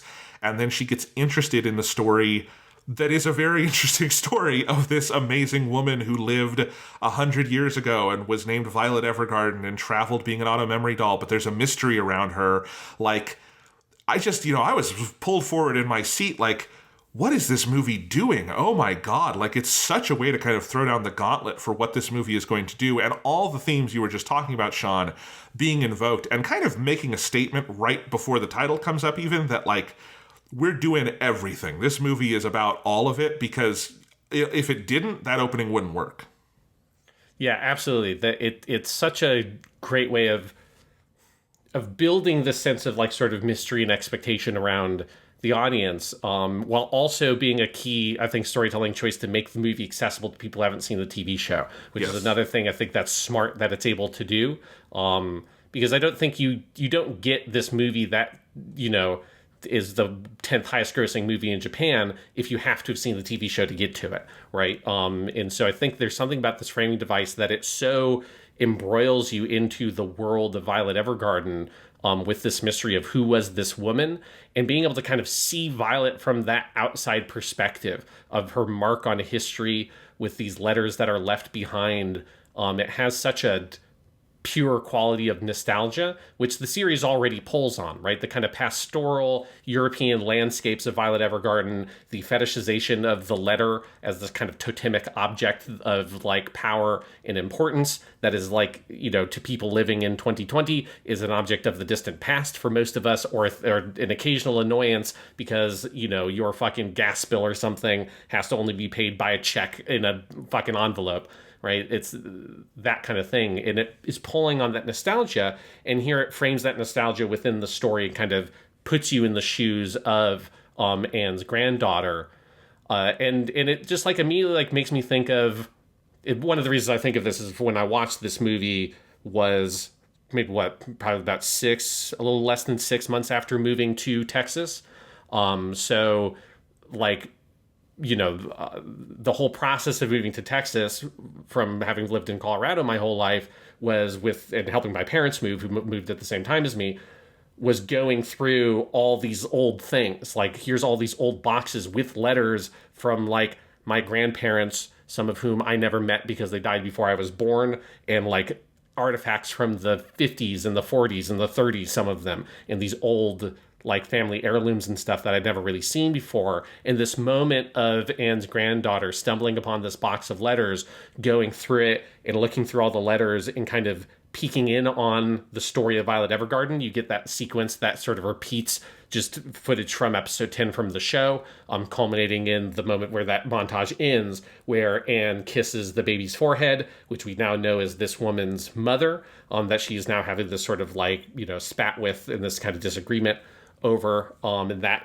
mirrored with Anne herself being kissed by her late mother when she was a child. And those things of her accessing the story of Violet Evergarden by looking at these artifacts and then having this little newspaper clipping that sets up the mystery of, but what happened to this woman? What happened to the person who wrote these letters? And it's such a potent way to get all of this expositionary kind of information in there for newcomers and for people who haven't seen it in a while, and just to, like, it build you into the world of the movie. And it also sets this key central narrative mystery hook that you're going to follow through, that you're eventually going to kind of forget about, I think, partway through the movie, this detail of Violet Evergarden stopped being an auto memory doll at a young age. And then it gets picked up again at that literal midpoint where you're like, oh, right, shit.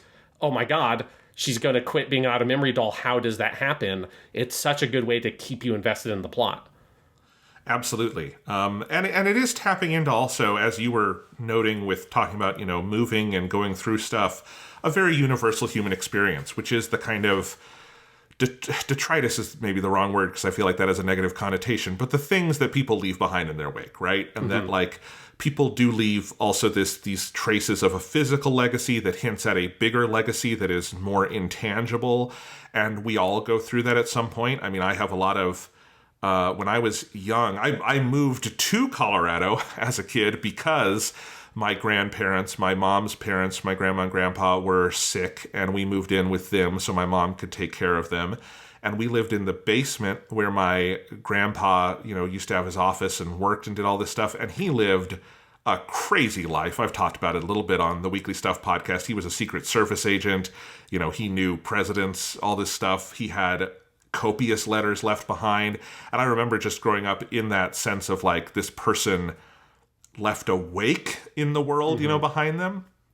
And that is something that I think we all run into at some point. And one of the other things that does to you when you have those experiences is it pulls you out of, I think, the, day-to-day narcissism that we all have of the immediate moment, which is also the register most stories are told on, which is, what is happening now in the moment.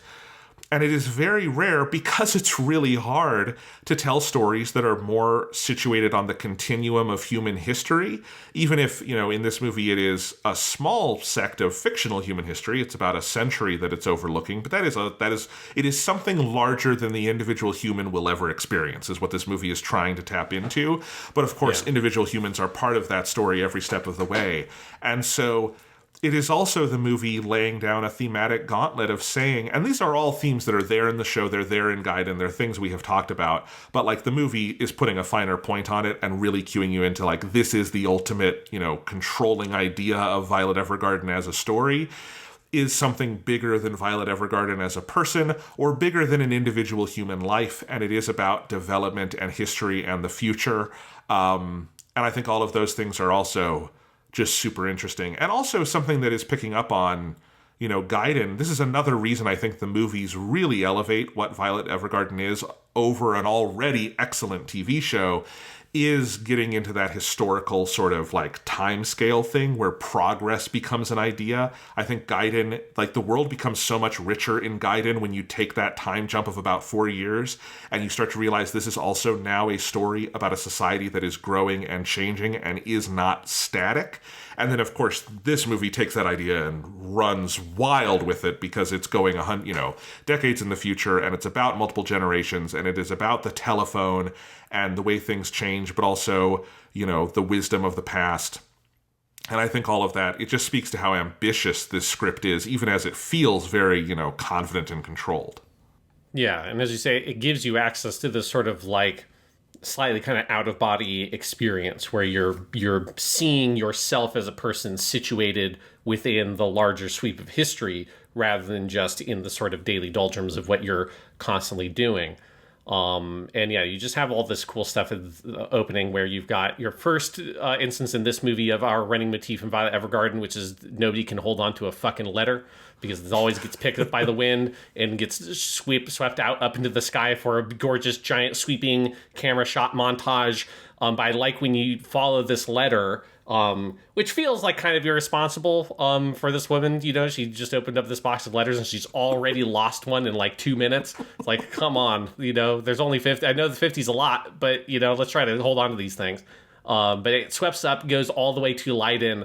And I love this little marker if you've seen the Gaiden film of where you see that radio tower is completed. It's such a great way of just visually putting you in where we are. And you see kind of like, it's this more modern version of the city, and you've got like more, again, like not modern cars. They're in what would be approximately like the 60s or 70s probably, if we translated it to our history, which makes sense given the age of the characters. And if you assume the show is set in the early 1900s, it would be about the 60s or 70s.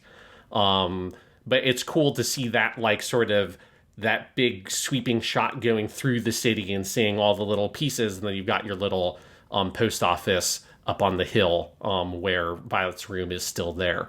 And it's just such an effective way to bring you into this world in this movie and see that sweep of history unfold right in front of you.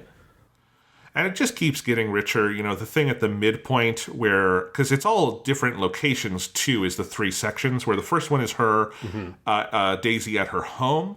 And then the second section is her in Leiden and going to the CH post office, which has become a museum, which I think is such a cool detail. We get to see, I really like that we see the picture of the whole crew in black and white, that they like posed for this picture together. Roland is down in the front with like 2 kids on his lap because he's awesome.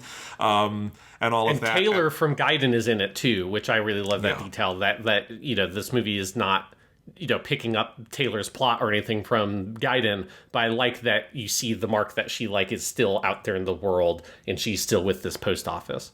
Yes, and so, and I like the whole idea that the CH post office became kind of a big institution in the history of this country, which I think you feel like they are definitely, it starts from very modest origins, but it is grasping for something big that the society will need. And of course we know, while the purpose of post offices change, they have never and are not going to go out of like business. They are a thing that people need, right?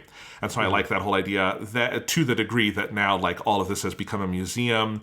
There's the woman working there who is the guide but used to be a secretary. Is this a character we had seen before? It's Nerine, who she is the one with like the short cropped kind of orange haircut. Yeah, she's not like a major character, but she's been there since day one. She's one of the girls who turned down Benny's offer of yakisoba for lunch, and she's like, no, I'm good.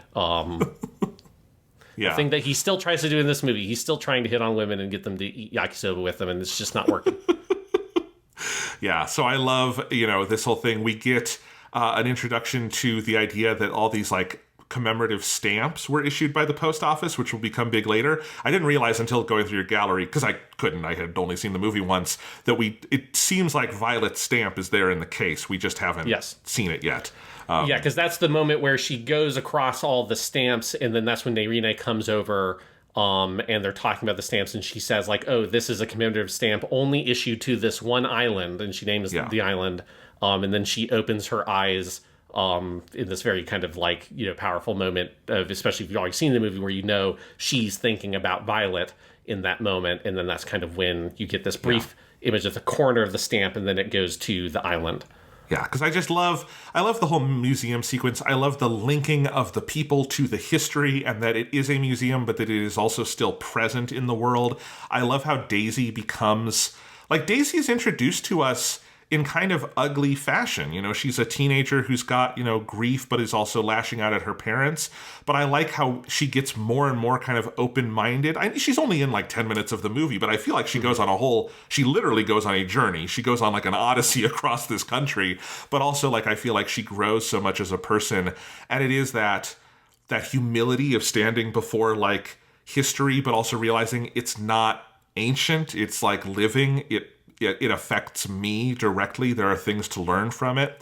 And then, of course, structurally for the screenplay, it is also this, again, there could be an intermission here. This is a part 1, part 2 structure where we are now kind of restarting the movie, and this flash forward is kind of stating the stakes of the second half of the movie, the same way the first flash forward stated the stakes of kind of the whole movie, and now focusing us in on the island and telling us this is the central location of the second half of the movie and giving you, the viewer, a sense of where the story is going. Just such smart storytelling. Yeah. And it's just also cool just seeing, you know, all the little things that you've gotten used to in the sort of the set of the CH post office now in these like big museum glass boxes, and you see the different typewriters, like the one that Cattleya always used, and they're like the different typefaces and stuff that have been laid out. And I love where the stamps are. On the other side of the stamps is where you see the big blue vest and the giant mail bag, bag for letters that they've used for that, like Benny has on. And you get a lot of that in the Gaiden movie because you have Violet and Taylor in big baggy versions of that vest that don't quite fit as they're going around delivering letters. And it's just fun to see the kind of random details and props and things we've seen in their original context in the show here in this museum, and it's how right it feels, that like this feels like such a real place, like you could go visit this actual museum, because of course there are real equivalents to this kind of thing of historical post offices or historical buildings of various purposes being turned into a museum that celebrates that industry, celebrates what that building was, and the way in which that lobby we've gotten so used to so naturally turns into a big museum set is awesome.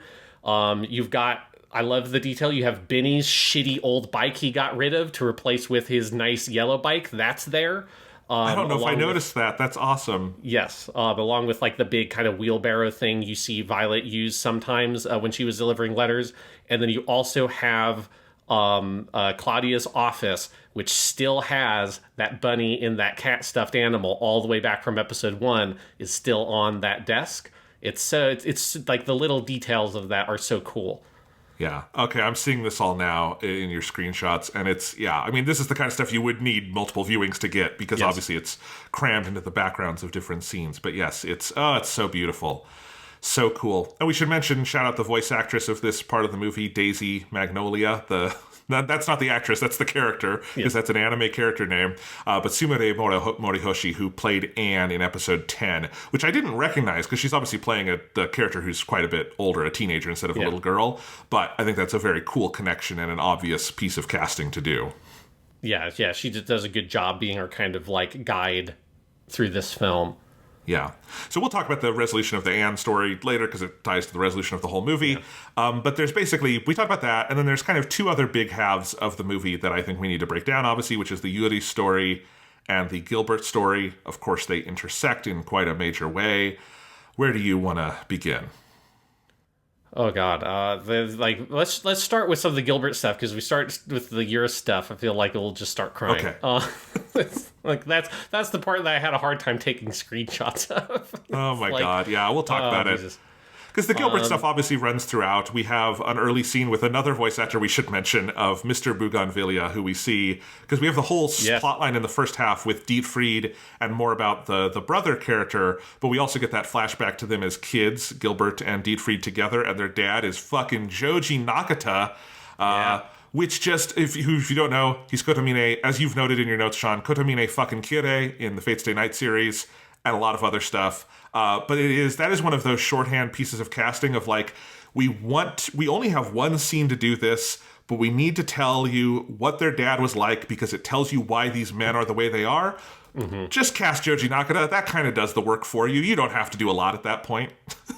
Yeah, that whole sequence is amazing. I mean, just like really, because the first half of the movie, it's obviously the plot is about like sort of dealing with Gilbert and the loss of Gilbert, and then eventually how do we find him. But that is all centered around Violet's interactions with Dietfried, Yes. which I think is a really cool and interesting choice for the movie, because it feels like it's one of the other things that the TV show did in its last 2 episodes, but it felt like it didn't go all the way through it because there's so much there to unpack between these 2 characters. And so it's a cool way to kind of give you this early part of the film that you're just slowly kind of in this miasma through Violet's perspective, dealing with this grief she can't quite get over, and then finding some compassion in another person who's feeling the same kind of grief, and slowly seeing Dietfried open up, right? And how he's made a lot of progress. And it's one of the other ways in which like Violet has a big impact on the world is she's really changed this guy, especially if thinking about all the stuff from the TV show and how much of an absolute dick he is. He's become aware of it. He's so aware of like, yes, I am this bitter, cynical person who has like bit off the heads of every single person I encounter in my life. And he starts to realize how that has limited himself. You have that little scene between him and Claudia in Dietfried's office where he kind of snarks at him a little bit and Claudia blows up because it's involving Violet. And Dietfried apologizes and says, like, I'm sorry. It's like me only being able to talk like this, that's the problem. And seeing him grow and develop as a person bit by bit is so rewarding. And then you get the flashback that contextualizes it and you see where he came from with this, abusive father, this old school military guy who like kind of boxed him and his little brother into this life. And Dietfried blames himself for Gilbert ending up in the army in the first place. He obviously, like, by extension, then would blame himself for Gilbert's death. And he's carrying a lot of pain around with him. And the only way he's known how to deal with it is to be an asshole. And seeing that sort of slow thawing of this character that is such a real bastard in the TV show, particularly when you first see him in episode 5 at the end of that episode, seeing him slowly kind of come out into his humanity, it's really powerful kind of slow build throughout the first half of the film.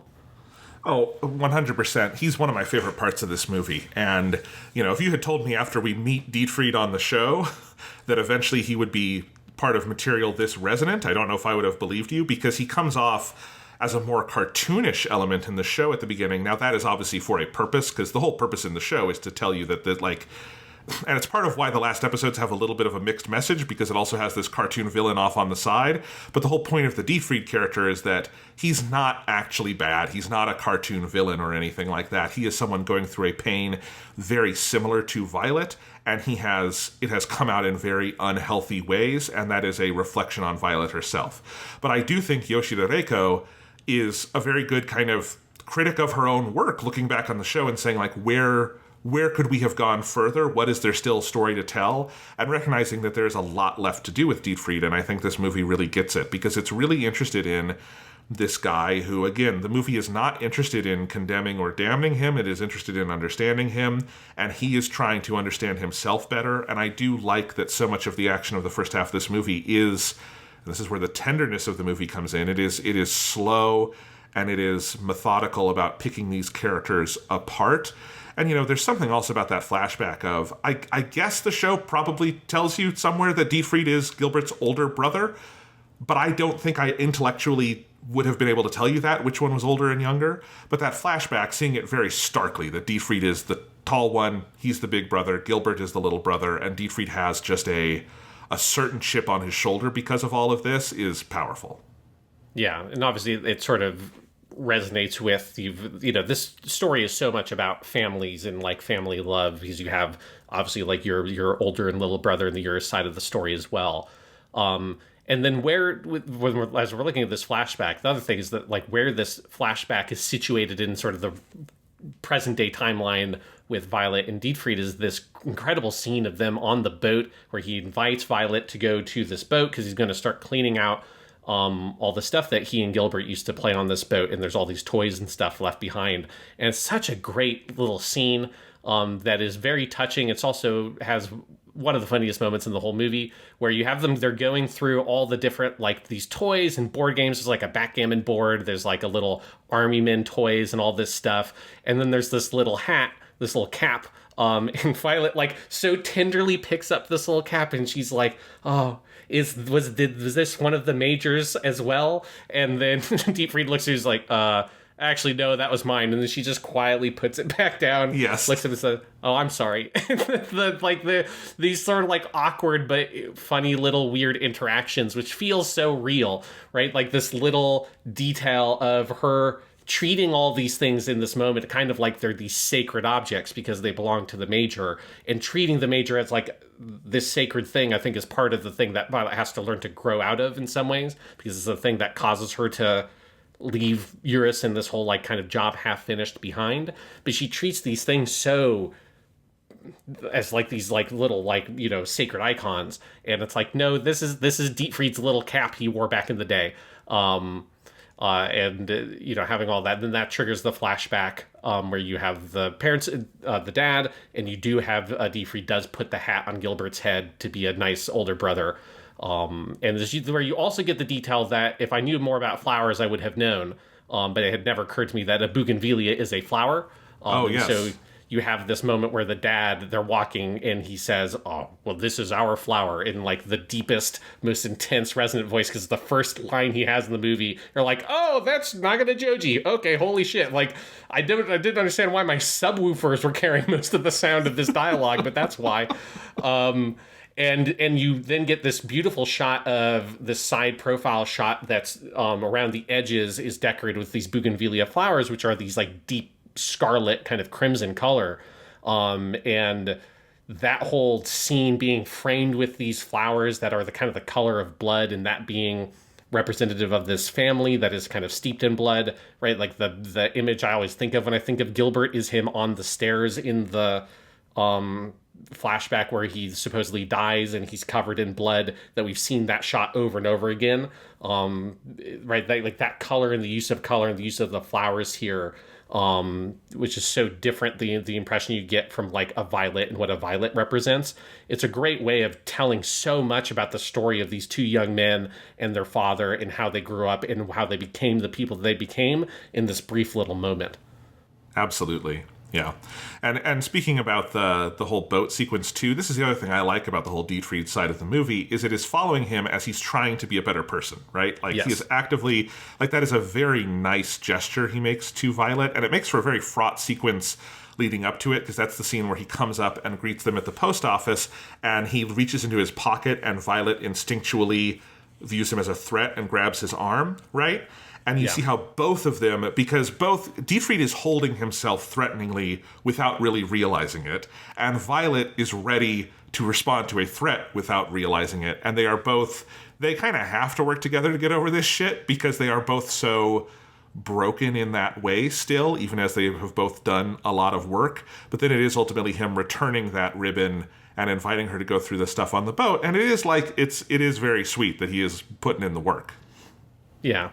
And that also is all set up earlier by the little very heartbreaking detail of that Violet has been visiting their mother's grave every single month, putting flowers, which are bougainvillea flowers, on the grave.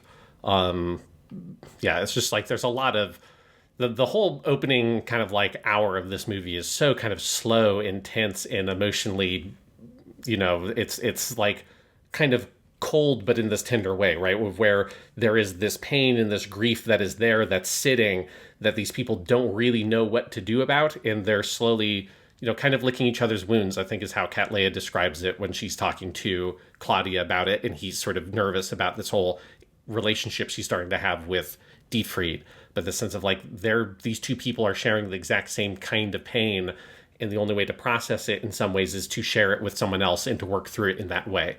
And just seeing that slow, gradual process with these long, beautiful scenes, it just really gets you into the mood of the whole film. Yeah. And just shout out again to someone we talked about in the TV show episode, but deserves more praise, Hidenobu Kiyoshi, who plays Deep Fried. Just a very, very good performance.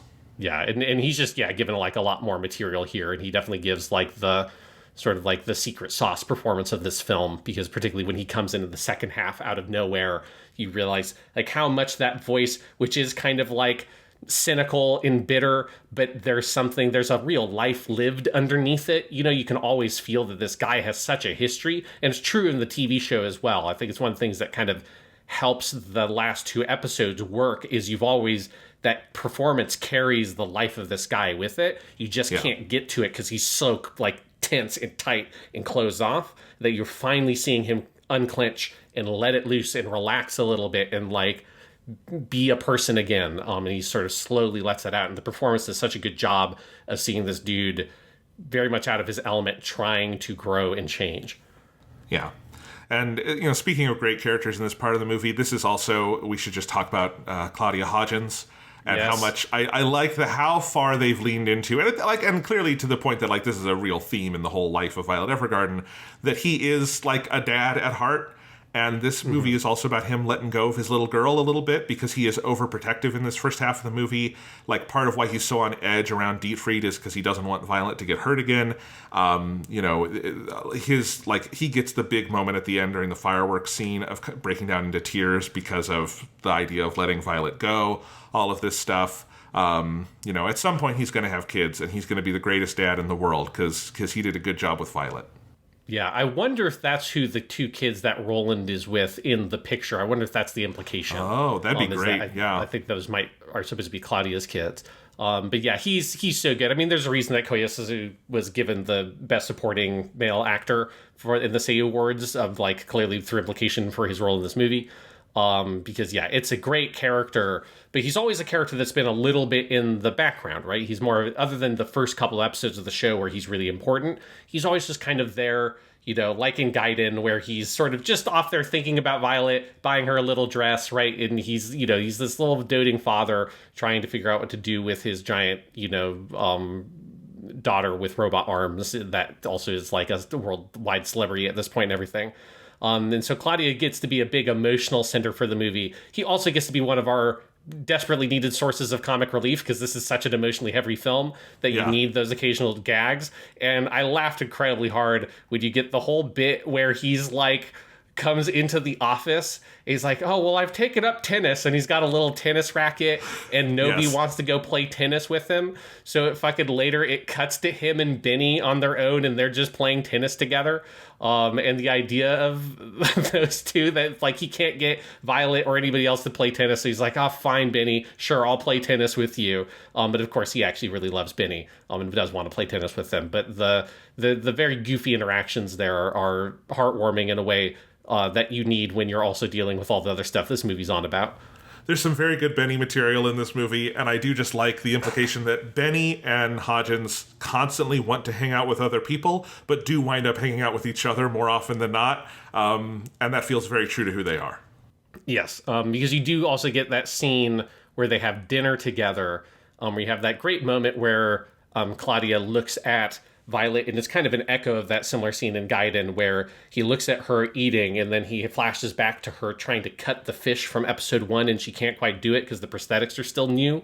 And then it fades into the present day, and she's got this elaborate like pasta dish or something that she very elegantly cuts and eats. And he's very, he's very proud of her, but also very lonely by seeing his little girl kind of all grown up, going out into the world. And then in the background, you just have Benny is just looking at the two of them while they're having these sort of little, like, very emotional father-daughter conversation. I noticed that scene too, Sean, and I was thinking about that because it's definitely an echo to the moment in Gaiden, and I like that moment a lot. Coming out of that scene also is where you get maybe the most exquisite piece of animation in this entire movie, where there's this like mom dog with her 2 pups, and she's like licking her pups, and it's like 20 seconds or something, but it is so exquisite and gorgeous the way that the bodily mechanics of the dog as it moves and licks its kids, and obviously it's very symbolically resonant with all the family themes in the movie. But I was just very struck by someone spent a lot of time animating that scene, which is this little like kind of cutaway scene, but it's so good. Yes, absolutely. I had forgotten about that because it's obviously not relevant to the plot, but oh my god. I mean, you could argue it's very thematically relevant, but yes, that is somebody at KyoAni spent time watching videos of dogs to get this just right. Yeah, absolutely. Definitely one of those scenes. Anyway, no, I do think with the supporting cast and the world, this very much continues something I loved in Gaiden that, again, I think just elevates the movies a little bit for me, even over the TV show, which is the sense of life going on. Like, one of the things I like about that tennis scene you were mentioning is, like, they're living lives in a way where they have to figure out how to fill the day. Like, the world has changed. There's a little more time for leisure activity. The kind of chaos of war has abated enough that people are... And this is just historically true. We know about the 20th century is like certain kinds of leisure activities come up after wars as people kind of settle back down into society. And I like that he's just like, I've heard about this tennis thing. Let's give this a try. And there's just things like that throughout the movie and with all the characters that make the world feel so very much alive in a way that I love in this story. But speaking of things going on in the first half of the movie, Violet gets a job from a little boy named Eurus. And I think we should talk about this because, you know, it is sad in the first half of the movie, but it is not yet... I need to take a walk around the block sad in this first half. Because there's actually a lot of humor, I think, in Eurus's first couple of scenes where Violet gets this call late at night. Her instinct is to say, like, hey, we don't take, calls right now, kid. But it shows how much Violet has grown as a person from the girl who in the early episodes of the TV show was not joking. She was serious with Iris, like, I will bill you for this letter I've helped you write. And now, wait, you used the pseudonym? Sorry, I'm just going to get back on the train. That it was like a week train ride out here. I'm just going back. Sorry, bye. Violet has become very different because this time she's just like, okay. And you can also feel like, and I think this is just true of Violet, that she puts herself into her work in part to avoid some of the other feelings she's having. Mm-hmm. And so she's like, I'll come do this job. And the other side of that scene, there's a lot to talk about in this scene, but I do love the flip side of that moment we were just talking about where Eurus shows the little bit of change he has in that little, like, tin he has on his bedside table, and he says, how much can I get for this? And she first gives the, like, standard early series Violet Evergarden answer of, like, you can get one letter of 20 words for this amount of change. And then he's like, oh no. And then she very quickly pivots to something that she would not have been able to do at the beginning of the series, of making up this explanation of, like, well, you're a kid, and so I can do blah, blah, blah. And I love how sweet Violet has become, but it still feels like Violet Evergarden. She still delivers it in a way that is true to her, even though this is not a response she would have had at the beginning of the series. You really feel the growth of the character here. Yeah, because she takes out a sheet that she calls her emergency provisions. And, like, I think the implication is that she's basically paying for the rest of the letter probably herself, is kind of what I read and, like, what this paper is indicating. And that's where you get a great little visual piece of storytelling here that comes back in spades later, because that's when she says the emergency provisions, and then Eurus is like, well, I don't really get what that means, but hey, and then he gives her the thumbs up, and this is where you get this little thumbs up motif introduced. The thumbs up, oh my god. Okay, I'll just say it now while we're on it. There are two moments that broke me in this movie. One of which is, we'll get to this scene later, when the letter from Eurus to his little brother is read. And that is the one that fucking broke the waterworks for me in that scene. But then it is at the end of the movie. I made it through all the stuff with Gilbert and Violet pretty okay. I was always like teary, but like, okay, this is breaking me. And then it is when Daisy is on the island and we're learning all about the legacy of Violet Evergarden, and she's talking to the postman and talking about the stamp and everything, and then, she talks about Violet Evergarden, and he raises his hand and does the thumbs up, and then she does it back. That's just like, as this little way of the theme of the movie, which is also the theme of this show in general, which is the way lives and the things people do for each other echo out across time, to plant that with this dead little boy who will not be remembered by history, who was, barely on Earth before something took him tragically, but he made this connection with Violet Evergarden, and she took that and she started giving it to other people, and eventually she made so much of an impact that, like, that postman might not even know that is a Violet Evergarden, like that, the whole history of that. He probably doesn't, right? But it is something that on the community that she lived in, it has become this thing. Talk about planting and payoff, Sean, as a storytelling device. Holy crap. Yeah, it's so powerful because it's the way that, it's like a little gag here, which is like a fun little gag, and it helps make it very memorable because it also centers it around a moment that you get in every single Violet Evergarden story. I mean, literally every single one, where she takes off the gloves and you see the mechanical hands, and it's always like a moment in every story where someone has to see that and kind of respond to it. Everyone responds slightly differently. And then that's when they have a little conversation about it, and Violet's like, oh, but I can even do things like this. And she makes the thumbs up. And that's what builds the connection between her and Eurus, because that's when Eurus is like, man, you are a weird motherfucker. Like, you are just such a weird person. You're so different than everybody else, because everybody in his life, for God knows how long, has been, walking around him like they're on broken glass and having to be very careful with how they say things, right? And he says, like everybody is all like sympathy and pity and overprotectiveness, and I am sick and tired of it. And Violet is not showing him any of that stuff. And she has that little line. She's like, well, then I'll get rid of all three of those emotions when I'm talking to you. And then she throws that also back at Claudia at dinner later. But it's like that little thing of the thumbs up. That's the little thing that builds that bond between her and Eurus. And then, you just see the whole history of it unfold in front of your eyes when you have the guy at the end of the movie do the same thing. And you just see, like, right, Violet brought this with her to this weird little secluded island community and culture that probably never did thumbs up stuff. And now they're all about thumbs up. It's all like she kind of brought this whole culture with her in the way that Eurus touched her, allowed him to touch an infinite number of people throughout the scope and sweep of history. And it is a weird thing. Like, if you tried to describe it to someone, why that makes you tear up, it makes you sound like a crazy person. It's like, yeah, he gave a thumbs up and I started bawling tears. You're like, what are you talking about? It's like, but no, the way in which it resonates in the central theme of the film and how powerful that is, and it brings you back to the out-of-body style experience we talked about with the frame device, where you feel like you enter history and you've removed yourself from your kind of egotistic, like, sort of individualized experience and see yourself in this much larger tapestry. And that thumbs up is one of the things that helps you tap into it in a very unexpected moment, because it's planted so deviously by Yoshida Reiko here at this midpoint of the movie. Yes. And it is because it is simple that it is powerful, right? Anyway, this scene also, there are so many echoes through the component parts of the movie structurally. The other thing with our introduction to Eurus is that when Violet gets there, she has to hide under the bed, which is a funny moment. And it is funny to just watch her down there, just like kind of exasperated in her own way, hiding under the bed.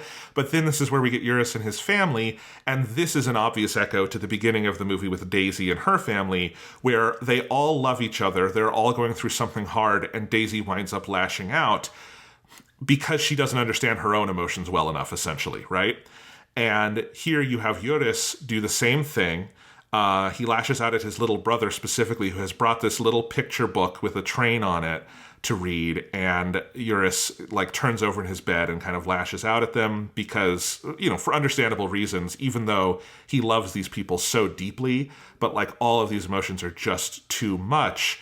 And then, of course, in our later Eurus scene, we get him and Violet writing the letters together to them, and we learn he's written one for all three of them, which is extra powerful. And he worked hard on the one for the little brother. And so there is that whole, chain of events. In the second half of the movie, we're going to get the letters read to the people in the family.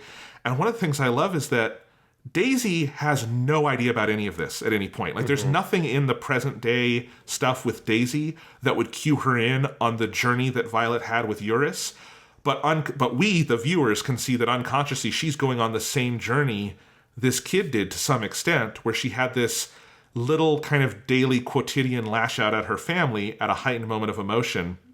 And then at the end of the movie, uses writing, as inspired by Violet Evergarden, to be the thing to bridge the gap between them, which is the thing that Eurus has done in the middle of the movie that ultimately ties it back together and gets Violet to use writing to bridge the gap between her and the Major. And everyone is doing that, even though only really kind of Violet, but not Violet, because Violet doesn't know Daisy exists.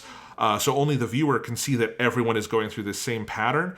Again, talk about great script writing. The triplicate nature of that theme and those events is unbelievably powerful. Absolutely. Yeah, and just the theme of literacy and writing and reading being this thing that empowers and connects people is so potent, because you also have like the little thing of the thing the little brother wants to do with Eurus is read this little picture book, and reading is such a kind of like a thing that connects people in this movie, because it's one of the items that Dietfried gives Violet is one of Gilbert's favorite books, which is this little book with like a knight on it. And then you get some flashbacks in the second part of the movie that you see that that's one of the books that Gilbert used to teach Violet how to read. Presumably a different copy of it, but it's the same book. And that's like one of the gifts that Gilbert gave her, right? Is the gift of literacy, and seeing it echoed here through the brother and this adorable little picture book of like, the little train that could or something like that.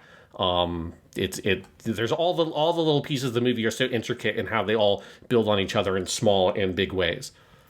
And it is such an interesting vision of literacy in a piece of historical fiction. And I know this is pseudo-historical fiction, but you know what I mean. Yeah. It is echoing our world. Because I feel like when issues of literacy come up in a lot of stories like this, they tend to be on the more kind of, I think what we would think of as more masculinized elements of like military strategy, recording history down, those sorts of things, like writing letters for like, in Game of Thrones, it's a lot of the maesters write the letters to send, war memos and proposals of marriage and all the politics things. And one of the things I love about Violet Evergarden is it envisions literacy as a function of emotional intelligence, as like a thing that like, not that people who are illiterate can't have it, but that it is a thing that can help bridge those gaps between people. And that part of Violet's job, the like therapist, part of the job is that even if you're completely illiterate, you have, emotions inside you. You might have immense emotional intelligence. You might just not be able to communicate to someone because of various, gaps in the world. And Violet is the thing that bridges these people together. And that is such a beautiful, like, vision of literacy in a piece of storytelling where it is a present tense idea, because not everyone is expected to have it as you would in a modern day story. And it is so smart and so beautiful. And also makes me think, auto memory doll maybe should just be a profession now too. Like, even though we can all write, like the things Violet is doing for people, I do not think are in any way actually impacted by technology in a lot of ways, Yes. I think it's one of the reasons why this series resonates is because these themes feel potent with the situation that our culture is in right now, and the way in which literacy has been, like, in some ways damaged by the fake news, and the way that like the internet has made that has made like literacy something that can be dangerous in some ways in terms of its disseminating and building these like very secluded and destructive cultures, but then also the very addictive nature of different kinds of media today, particularly thinking about as a high school teacher, I think of TikTok. But like, right, that makes, as a high school English teacher, right, obviously literacy is a big thing for my job. The ways in which those things make it hard to engage in the deeper level of what like a literacy, like highly developed literacy allows you to do, which is to read more than just the surface level meaning something, being able to dig deeper and go beyond that, which is what Violet is able to do for people, because the thing she had to learn to do for herself is to see the truth that nestles underneath everything on the surface, and that truth is also multifaceted, and being able to express and explore that for other people. And it's the journey she had to go on. It's why, like, the big moment she learned empathy through was by writing a play with the playwright in episode 7, was like where she learned, oh, like this character and this story I get invested in, and the drama of all of that is this simulated empathy and compassion. And it's like, it's the thing that she's able to help give to all these people that makes her a hero.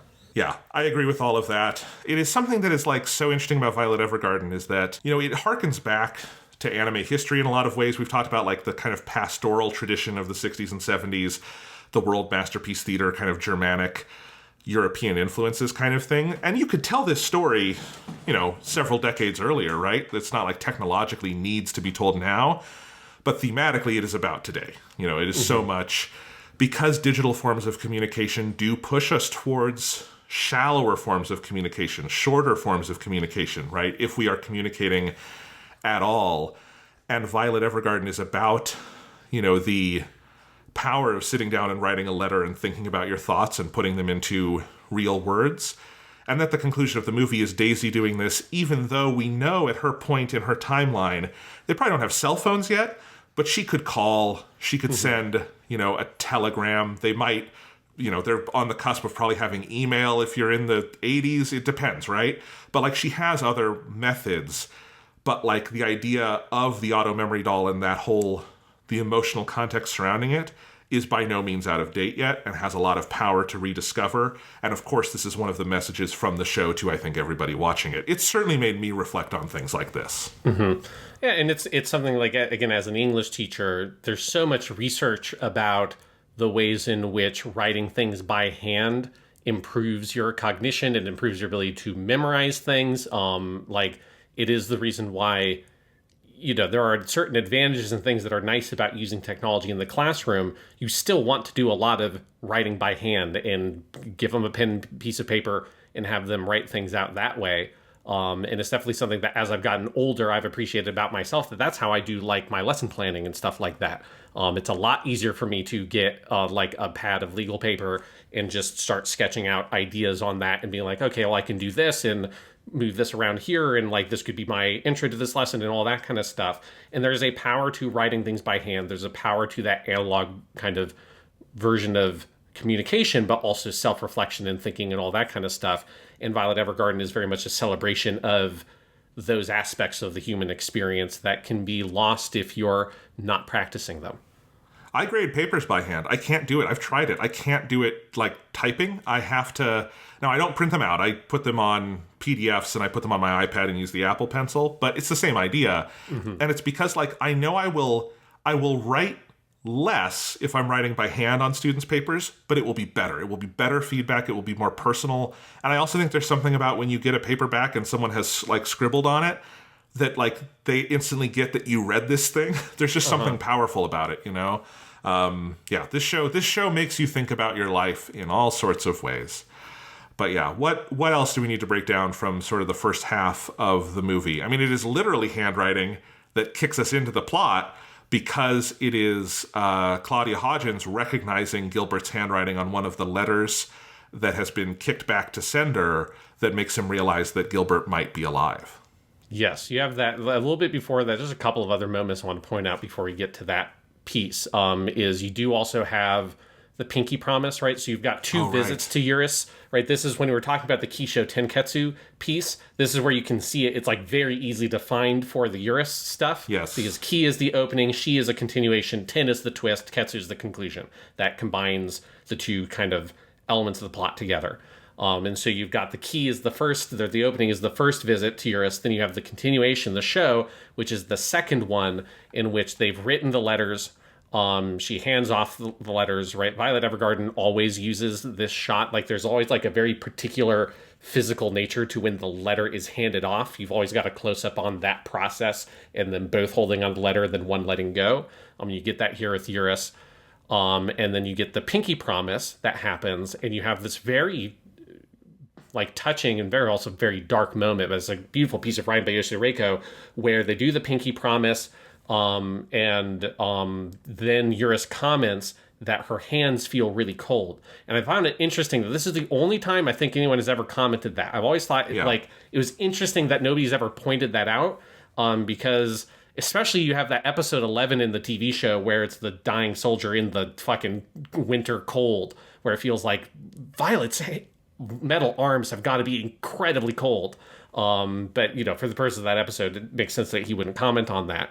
But here he's got bigger things to worry about at the moment. Exactly. Yeah, and I don't know how much he can even feel that stuff at that point because he's literally dying. But it's something that for me, the viewer, like it made me think of like, God, her arms must get so incredibly cold. And here Eurus comments on it, and he says, "Your arms are really cold." And then he looks over at these flowers he has on the wall that have kind of started to wilt and die, and he just kind of mutters to himself, like, "Oh, well, this time in a couple of months, I'll probably be cold too." And you get one of the most striking shots in the movie, which is the shot where the camera is like right behind to the left of Eurus's head, and he's got those glasses on, and you see Violet's head through the glasses, and it's kind of distorted by the lenses, and it makes her head kind of small because of the way the lenses have distorted it. And it's such an interesting shot where you can't really see Violet's expression, but he's, it's this very dark moment of where you've fully come face to face with, he has now put words to this thing that has been obviously very heavily implied, that you get that this kid is almost certainly dying. You can tell by how everything has been framed, but this is the first time it's actually been said, and that this kid who's like 10 years old or something is face to face with his own mortality in a way that is very upsetting, that you never want anyone to have to be, certainly someone who's a child, have to be. And that's the thing that kind of sets Violet off on like that this is so important. And she sort of makes that promise, and that she will definitely deliver these letters. And then as she leaves, that's when she gets stopped, and he says like, no, I want one more letter for my friend. And that's the thing that gets interrupted because he starts having a coughing fit and he can't write his letter to his little buddy. And so that's the piece of where at that point the plot gets suspended, because in a normal episode of Violet Evergarden, she would pursue that thread when she sees the kid outside, right? You can imagine the whole episode that would have happened past this point normally, with her tracking down the friend, trying to get the letter wouldn't work maybe, and then getting the friend into the hospital room, and she would be there at the end writing that last letter, or have physically brought his buddy here to see this kid off as he dies. And that's the thing she's not able to do. And it's such a fascinating scene, and like very like kind of delicate scene here, as you're really confronted directly with the mortality of Eurus, but then that has to get put on pause because of everything that happens to interrupt it. Yes. Another moment in this scene I wanted to talk about is when they have all the 3 letters done and they're talking. There's this shot that is framed from the side under the table, looking at Violet's hands on her legs, and they're shaking because the emotion of like what the boy is going through is so immense that like she's placid up top, but she is shaking with emotion down there. And it is, this movie is obviously in conversation with episode 10 of the TV show in a bunch of ways. Obviously, Daisy is Anne's granddaughter. This story, Violet Evergarden literally says to him, like, no, I've done this for someone else, and we wrote 50 letters, and like he's amazed by it. But like that is a clear callback to, in episode 10, that whole episode is from Anne's perspective, but then there's the stinger at the end with Violet back in the CH post office, and she is kind of uncontrollably crying because she had to hold it in while she was working with Anne's mother, and how sad this was. And I like how you see that here. Like, she's continued developing her kind of emotional responses to these things, and here it is coming out in her hands, which also, the sound design in this movie is really good. It's, this is not the most like crazy active, Dragon Ball Super soundtrack ever, because that's not the kind of show KyoAni makes, but it's a lot of quiet, sound effects that have a lot of resonance in the sound mix, and particularly the sounds of Violet's hands feel so tactile and physical, and they do in the show as well, but I think this movie takes it to another level of like cinematic spit and polish on just how like you feel like her hands have a lot of moving parts there, and the grief is literally coming out in the hands. Yes, I'm glad that you pointed out the sound design, because I really felt that as well for this movie, and particularly the clinking of the metal hands. And there's earlier in the movie, there's kind of that scene where she's trying to type out a letter and she can't because like her ring finger gets stuck. It's the best piece of animation with her mechanical hands, because you can almost like feel that sense of the like some like piston or some gear is misaligned in there and it can't quite move, and she has to disassemble part of the arm and tinker with it, right? And then that's when she has the series of flashbacks of her remembering the major that kind of gives you some of that exposition type material, particularly for newer viewers. But all the sound design and the physical quality of the hands and the way it's animated is so perfect and kind of immaculate that it sells her metal hands as a real physical thing in this world, more than the TV show is able to do, just because you can feel they spent a lot of time with the sound design, with the animation, and the whole look of it to make it kind of perfect.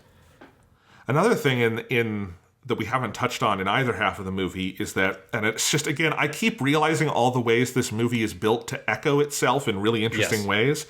But the first half opens obviously with the flash forward with Daisy, and then we get to Leyden, and we are introduced to Violet doing this like hymn to the sea thing on the boat, and it is like a pseudo-military event where she has written this ode to the sea that they do in this seemingly kind of like prayer ritual thing. It's this beautiful, scene on the ocean that introduces us to Violet with the most lush animation possible, and it's stunning. The second half of the movie does that where we have the Daisy flash forward, and then it goes to the island where Gilbert lives, and we get the same scene. They are using the words Violet wrote, but it is this local island community doing it, and we're seeing it through Gilbert's eyes, and then we get back into the story. I don't think I noticed that until I was looking at your screenshot galleries and noticed those are the top of the two halves of the movie. Yep. This movie is really fucking smart.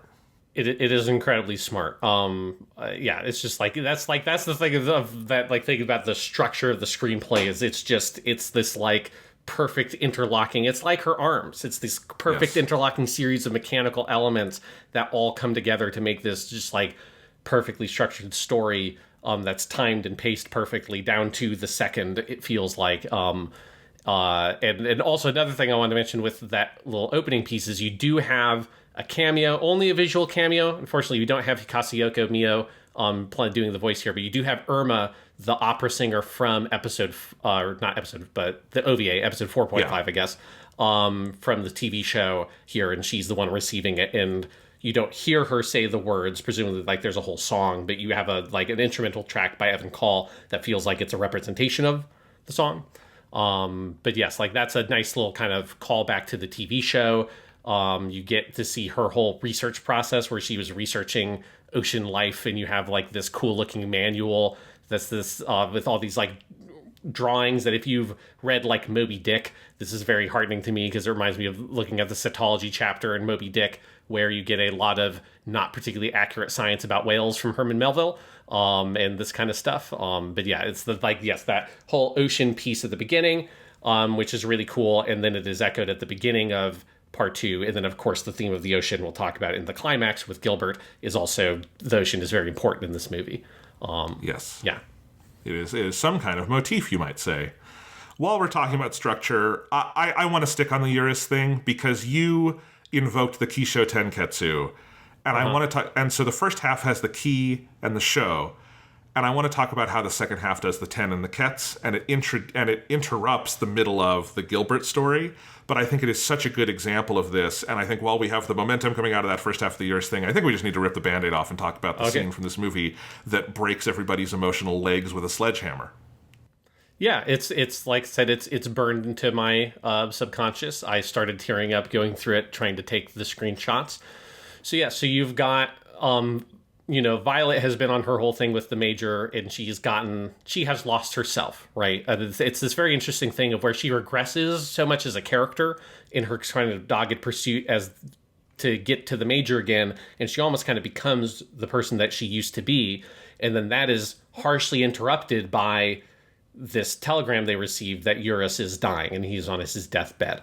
And the way that this is the twist that both for Eurus's storyline, but for the movie as a whole, I think the overall twist of the movie is both Gilbert's steadfast refusal to meet with Violet, accompanied with this happening. Yes. And then you have this just kind of perfect scene. The way the scene unfolds, it is so brutal to watch. But you have the stuff of where, so Violet, she is in despair, and then she has this brief moment where she, like, you see her kind of almost like remember the promise, remember what's happening here, what she needs to do, and her light comes back into her eyes, and the light has been out of her eyes the whole time, and then you get this shot of the city streets at night, the car lights come up over the hill into the frame, and then you see that we've got Benny driving this car, which is just like an interesting, it makes you feel the progress of history so much that we have a character driving a car. Cars have been in the background of scenes, but we've never had a main character driving one or anything like that. And he's rushing to try to get to the hospital. They need to have Iris try to take down the letter. That's not going to work because he's too sick and he can't really speak. And so then they think up like, okay, what do we have to do next? And you get this whole montage of Benny has to go find the little buddy character and go find him. Iris needs to find a way to get a telephone into the room. Benny goes and, like, you have the sequence where he's, like, threatening some butler because this is a world where not everybody has a fucking telephone. You don't have just phones on the street. So they had to go find some rich people who own a phone in their house and try to get them to help them set this up. And the way that this whole sequence unfolds of how desperate they are and how every single piece comes into play to try to build this moment where Violet can fulfill her promise and this kid can say his goodbyes to his best friend, and that it's more than just writing a letter. Because sometimes maybe writing the letter doesn't work. It's not like, yes, writing letters is good, but it's about something more fundamental than that. In the way that all these people, all this technology, the telegram, the car, fucking running your ass off, the typewriter, all these things, and asking people for help, all of that has to come into play to build this one little moment where this kid gets to say goodbye to his best friend. And it's that, like, the desperation for all these people and everything they're trying to do to build this one little moment of connection. It's so powerful. It's so powerful. And I also think it is this interesting, the two halves of the movie are in such a constant call and response, because as we've said, it is kind of two Kisho Tenketsus with the Gilbert story and the Eurus story, but they are so aligned that it is essentially the spine of the movie. Yes. And so when you get the twist in the Gilbert story, which I agree would be that he is refusing to talk to Violet, when you expect there to be a big dramatic reunion, and there is not. But that twist is played through very slow, placid sequences with a lot of like still camera work and long shots. They are using the go back to the Gaiden episode if you want to hear us talk about widescreen, but a lot of the widescreen framing to show like the ways these people are sort of stranded in their environments, and it is about these like really brutal emotions, particularly for Violet feeling abandoned, but also getting a sense of how Gilbert is just standing still in front of the fire. No matter how much Claudia yells, he is stuck in this thing. And so it is this very like, steadfast moment of brutal emotion where it feels like nothing is getting released. It's getting bottled up. It's like the kettle is over boiling or something. And then I think you go over to the scene with Eurus and all of this, and it's basically a big action sequence in this movie almost of getting the phones together. And it feels like for the viewer, there's like an emotional call and response to that of like, this is where that sense of being able to do something is like ripped open, and like so everyone is in now a state of action and doing things. And of course this is important because Violet realizing that there is something she could do for this kid and them going through it, and while it is extremely sad because the kid does die, that's not something any of them have any power over. But what they do have power over, they do to the absolute best of their human ability, right? They get this kid to say goodbye to his friend. The friend is comforted by that. The letters exist for the whole family to read. And of course, this then feeds back into Violet, who decides to move on after that point and write the letter to the Major, try to bridge this gap, but also recognize that she has to live a life and keep going, even if that doesn't, work out. And so again, that call and response and the structure that intertwines is so smart.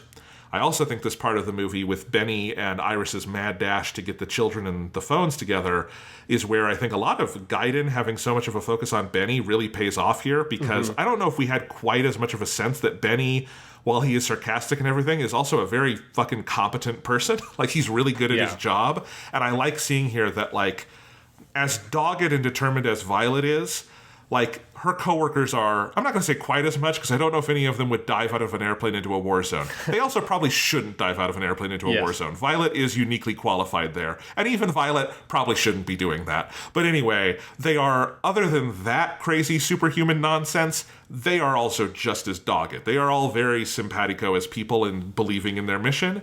And I like seeing that, because this is also, I think, a theme of the movie here, that sometimes individual effort just doesn't measure up. Like, Violet is at a point where she can't physically do anything for this kid. Yeah. And that feels awful, but she also doesn't have to, because she has built up this community around her. There are other people who will get it, and while it takes some back and forth over the telegram and the Morse code and everything, they are able to get this done, and she has these people she can trust in. And I like that even on his deathbed, like, there isn't the hacky scene where Eurus is like, Violet abandoned me, like that kind of thing. It's Iris tells him, like, hey, Violet is in another country. She couldn't be here, but she sent me. And I like that Eurus's response to that is being touched, not, like, feeling betrayed. Yeah, he's happy because she tells him that she's with the person that she was trying to find, because she tells Eurus about it earlier in the movie, and he smiles about it, and he's happy for her. Yeah, the sense that, okay, Violet is moving on, but she also thought to, like, send this person for me. So I know I just threw a lot of thoughts out there, but like the movie is doing so many interrelated things. Like the Eurus stuff, if it was completely on its own, put it in its own double-length episode of Violet Evergarden, it would be very powerful. It's a different kind of powerful when a lot of the emotions that you as a viewer are feeding into this part are because of what's been bottled up over in the Gilbert section. Yes, it's a incredibly, it's weird to say this because it's so intentionally sad and it is about a character dying, but it's a very cathartic scene.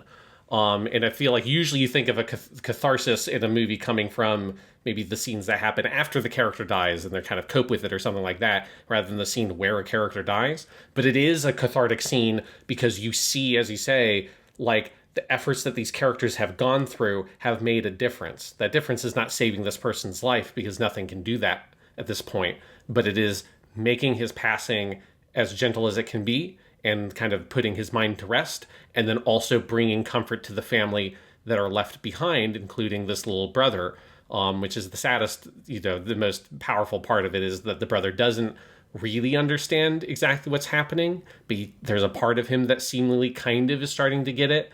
But the way that he runs up to Eurus's body after getting the letter from him saying how much he loves him and how much, he's happy to have a little brother, and the little brother goes and says, thank you, that makes me really happy. Doesn't that make you happy, Mom and Dad? And they both come over and say yes. And that scene ends with the family with smiles on their faces because of this connection that they are able to make, and that the little brother doesn't probably process the death really because he doesn't have the context. He's too young to really understand what all that means. And at the same time, in some ways, he has the right way of thinking at it, that he's been given this very beautiful gift from his brother, and that's makes him really happy. And like that, the way that plays out and is this release for the audience of all these very intense emotions that's been building since the very beginning of the movie is so powerful. The other thing about this scene that I think makes it so memorable is just the way that it's shot and constructed is so it feels like you're there. It's like the space of that room feels so true, and there's something about the use of lighting in this scene I think is really powerful because it's lit so differently than anything else you see in the movie. Particularly the whole everything leading up to this is like 30 minutes of really dark scenes of the stormy island and all this stuff. And we'll talk about some of maybe that when we get to the Gilbert story. But you've been like sort of sitting with this really dark imagery. And I don't mean just like dark in terms of emotionally dark. I mean like literally physically it's very dark and it's very dim. And here you have this scene in this kind of hospital room, but it has this very warm kind of angelic light to it. It's so kind of gentle, the orange light that's in this room. And it gives this really powerful contrast to everything else in the movie. It's this very particular kind of shade of color that to me is kind of just like stuck in my brain. Like when I think of this scene, I almost see this like very soft shade of orange that they use to kind of bathe the scene in. And it's so effective. And the sense of the atmosphere of the room is so intense that you have that little moment of where Iris steps out of the room for a second and she has to just like take a breath. And you, of the audience, need that too. Like you kind of come with her out of this room into the hallway just to take a breath because the atmosphere and the emotions in this room are so heavy and so intense and so real feeling. You have to kind of step out. That's also the moment that they used to have Eurus pass on, which I think was also a powerful choice and a smart choice to have that slightly happen off screen and have her rush back into the room to kind of re-enter it. And you have this really interesting sort of tracking shot from right to left of the doorway when Eurus passes away. And you kind of get to see everybody in the room through the door as the camera passes from right to left. It's just the way that whole atmosphere in the world that little hospital room is built and explored visually with the camera is so masterfully done that it feels like you were there in the room. It's the only way I can really describe it. I agree completely. And yeah, the use of light in this movie is worth its own other podcast because I don't think we're going to be able to fully attend to it here because there's so many things you could say about the lighting in this movie and in the series, and it's incredible. Really, though, one thing to say about, we've been saying like this scene, I really think it's two scenes. I think it is everything before Eurus dies and everything after, because after is basically the ketsu of this story. It is when the letters are read and when I think the themes of the Eurus story kind of come out in full articulation. And it feels like we have, because I agree, I think catharsis is the right word. And I think it is not catharsis in terms of, I'm happy now. It is catharsis in the way a good cry can be cathartic. It is catharsis in the way that, like, they are going through something unfathomably horrible, but they are also actively processing their emotions, and that's just so unbelievably important. And I do think, I'll just say, it is the moment when they are reading the letter to the little brother, and I feel like that is the full payoff of this story. And the writing is so beautiful, and you can hear Violet in it, and you can hear Eurus in it. You can hear how Violet has, I think, attenuated it.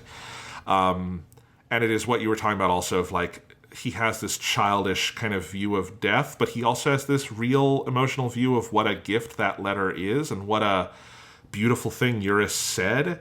And that's what broke me. That was the ugly cry. And again, I can count on a number, like one hand, I feel like movies and TV shows and games that have done this to me. This is like the end of Persona 3, like, oh God, I'm in a corner weeping. And I think it's so much of the movie kind of gets like accentuated at that point, and it's all these emotions. It's stuff going on in my own life. It's anything about brothers gets me. We've talked about that with Full Metal Alchemist and other stories we've watched. But yeah, that was the breaking point for me. I'm sure everyone who watches this will have different ones, although I'm guessing that's a pretty common one because it is pretty brutal. But even though this story has a sad ending in so much as Eurus dies, you know, I think it also is about how within what the characters can control, it has a very cathartic ending. And that is why when we cut back to Violet, she's in a different place. Like, Claudia goes through this whole thing of, and it's a funny little moment of levity where he's like, we'll go back, and if he doesn't let us in, I'll kick down the door. I'm strong. He's like doing these poses, and he's clearly trying to be big for Violet in that moment. But Violet has kind of, to some degree, come to terms with it. Or she has at least recognized, like, hey, I need to be like this kid and his parents. There are things I can and I cannot control, and within what I can control, you know, I can't make Gilbert talk to me. I can't make him go through what I'm going through. And that is what leads us into the other half of the movie. And so again, the structure is always anticipating the next phase in one story and rehearsing the next phase in that story for the story on the other side. So, you know, both this is reflecting the twist with Gilbert, and then I think the way the scene resolves with the letters is anticipating the next movement and really the final movement of the story overall. Yeah, and it's the way in which Violet comes back into herself, right? She becomes Violet Evergarden again because she had, you know, been kind of blinded by this need to see the Major again and had lost sight of all the things that she had learned. You know, there's something about the way that Hodgins, like, you know, demands to go with her and then demands also to go and see Gilbert alone, because Violet is not processing or thinking about, this guy has been missing for 5 years. Why has he not contacted anybody, right? Like, the thought hasn't even occurred to Violet's head, what is Gilbert actually going through? She's like worried and concerned, is like, is he healthy? Is he okay? But she's not thinking about his mental and emotional well-being and his state he's in, which is unlike her at this point. She reverts so much back to herself, and that's where, like, Claudia as the sort of father figure steps in and he kind of like mediates that process. And it's going through all this with Eurus allows her to become Violet Evergarden again, which is who she needs to be able to get through to Gilbert with her letter. So let's talk about Gilbert. Let's talk about what that man is going through. And let me just say right up front, we mentioned him in the show, but he doesn't have a lot of lines, obviously, in the TV show. Gilbert is voiced by Daisuke Namikawa, who I feel like I have such a connection to because we've literally followed his like life story from Mobile Suit Gundam 0080, where he was a kid actor voicing Al, all the way here to where he is a man, you know, who has this guilt over having Violet as a child soldier. I feel like there's such an interesting kind of echo in Al being an early role for Daisuke Namikawa, and then this on the other end of his, not the other end, he's got many years left of doing voices, and he's had a very busy career in the middle. He's extraordinary in this movie. Yes. Like, some of his best work as an actor, and that is saying something because his list of credits is, fucking incredible. But wow, especially I think, once, because a lot of, you don't really get a look at his face until the last half hour of the movie, because everything earlier on the island, like when Claudia confronts him in the classroom, and then later when Gilbert is inside his house standing in front of the fire and they're both talking to him from outside, his face is either completely in shadow or to the back of us, and we don't see him. Namikawa is having to do so much of the heavy lifting of the character in those scenes. Yeah, and it's just, Gilbert's such an interesting character because, you know, the whole thing of like, I don't want to see Violet, like I can't see her, like that sort of plot point, which, you know, is definitely in other stories like this, certainly like lots of, I don't even think this is really a romantic thing, but in romantic stories where you have two people who have been separated and then have to reunite, you typically have like some sort of like, I can't see her or I can't see him, because you need to extend the drama. And it so often can be kind of a little bit cliche and eye-rolly. But here, because Gilbert is such a well-realized character, and Namikawa Daisuke is so good at breathing this real life into him, you understand, like, right, yeah, this guy wouldn't do, like of course Gilbert wouldn't. Like, he carries so much guilt with him. It makes perfect sense that the choice he would make is to leave everything behind, adopt an alias, go to the furthest island he can find. You know, you have one of my favorite shots in this is him on the ocean. He gives that little like flashback of, I think he's explaining it to Claudia, and he's like, you see him after getting treated by the nuns or whatever, and he's on the beach, and he just looks out into the distance, and there's this little tiny island on the horizon. He's like, I'm going to go there. And he becomes a teacher, which is, of course, what he was for Violet the entire time. He was just a man who ended up having to be a soldier because of the circumstances of his birth. And it makes perfect sense that he would leave all that behind because he carries so much guilt and he cannot see the things that he gave to Violet. He can't see the positive side of it. He only ever sees the things he wasn't able to give her. And that's so consistent to the guy we saw in the flashbacks in the TV show, that Violet doesn't realize it. But every time he looks at her, he has this really pained expression on his face. Like when you think about the full version of the flashback where he buys the brooch, that's not a flashback showing a guy who's just like, oh, the only thing I want to do is just spend time around Violet and be happy with her. It shows a guy who's so deeply conflicted with his role in the world, his role in his relationship with Violet and what he is doing, and a man who can't see any way out of it, and he's trapped in this cage. And so it makes perfect sense that he has run away and he's still in that cage of his own, at this point, the cage of his own making. He can't figure out a way out of it. And he's just sort of hidden away. And you have all these other people on the island, particularly you have the old man who I think like gets it and is trying to get through to Gilbert bit by bit, but can't quite do it because he doesn't have that history. Because they all love him. They all see him the same way Violet did. Like, he is clearly a deeply good person and everyone can see it but him. But you also understand the reasons he can't see it. Because I also think this is so much a show and a story about people having second chances, you know, and people, and that there always being room to grow. But like, as we saw him in the show, the moment that the show keeps coming back to where he's lying out bleeding and he says, I love you, from the bottom of my heart, I love you, he thinks he's about to die. He thinks it's over. He thinks like, well, at the least I fucked everything up, but at least I can leave her with this or whatever. You know, that's what he thinks. And then he wakes up, and I think, again, it is Yoshida Reiko being so good at saying, okay, let's not reverse engineer this. Let's really think seriously about if that man in that scenario woke up the next day, he's missing an arm, he's missing an eye, but he's alive and he feels it all. What does he do? And I feel like she wrote the exact right story. Yeah, it feels so true to who he is as a person. And he's trapped in this darkness that he can't find his way out of because of the way he sees himself in the world. And everybody else is telling him and trying to show him how to get out of it, and he just can't do it until Violet finally is able to break through to him. And Violet is able to break, and I just, because it's something following up on what you just said, he can only see the things he didn't give her. And what Violet does to get through to him is to write the letter that says all the things you gave me. She says, thank you for this and this and this and this. And it is that. It is for the first time, it doesn't erase his guilt as we see in the final scene, but it gets him to realize what is the actual thing. He can't understand it until she enumerates it. and it is the ultimate bridging of the gap in the life of Violet Evergarden in terms of all the letters she's written, because it is simple, but it is so stark. Yeah, and it's such a powerful sequence because it's opened with the reappearance of our boy Dietfried, who shows up on the island, and you have... And it's a good 1-2 punch, because this is like this little jab to kind of, in this boxing metaphor I'm making to get through Gilbert's defenses, where this is the first time you get like a strong kind of shocked reaction from him, because he's like, oh, it's my brother here. And there's so much implied about how deep that relationship runs between the two of them, that Gilbert's response to seeing his brother is his defenses get totally kind of busted down, compared to when like Claudia showed up. And this is where they try to bond a little bit. I love Dietfried in this moment where he says, I kept on thinking, if I ever saw you again, the first thing I would do is apologize. But right now, when I look at you, all I want to do is wrap you up in a cloth bag, take you to Violet, and throw you to the ground in front of her.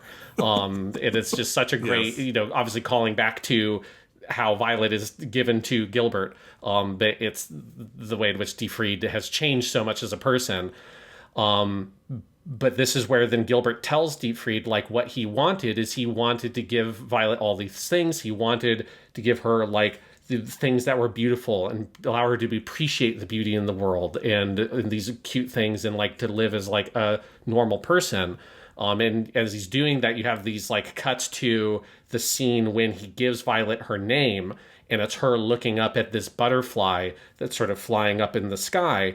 And in his eyes, he sees this girl who can't quite appreciate what that butterfly is or what it represents or the beauty of the world. He sees this little soldier he's been given to command, and he's trying to get through to her. And that's what he thinks of. He thinks of her not knowing how to process the world, not knowing what to do with it, and everything ultimately comes back to her becoming his weapon, because he also has a PTSD flashback earlier where he sees that, and it's a similar sequence of her on the battlefield just not knowing what to do and kind of demanding to be used by him as a weapon. And that's when the letter comes down. Dietfried sees the letter, which is a great little moment where he's like, okay, well, it's over. Like, it's like a letter from Violet Evergarden. It's like fucking Goku through the spirit bomb. Like, it's done. Like, I can wash my hands of this and walk away, because it's like the final blow has already been dealt. You just didn't realize it yet. Like, it's the Fist of the North Star. You are already dead. Like, we won this fight. And he opens up the letter. He starts reading it. It's the thing you were saying of where what her letter is her thanking him for all the things he gave her. And they're things like, thank you for teaching me how to read. Thank you for teaching me how to appreciate these things. Thank you for giving me this brooch, which is so beautiful and taught me what beauty is.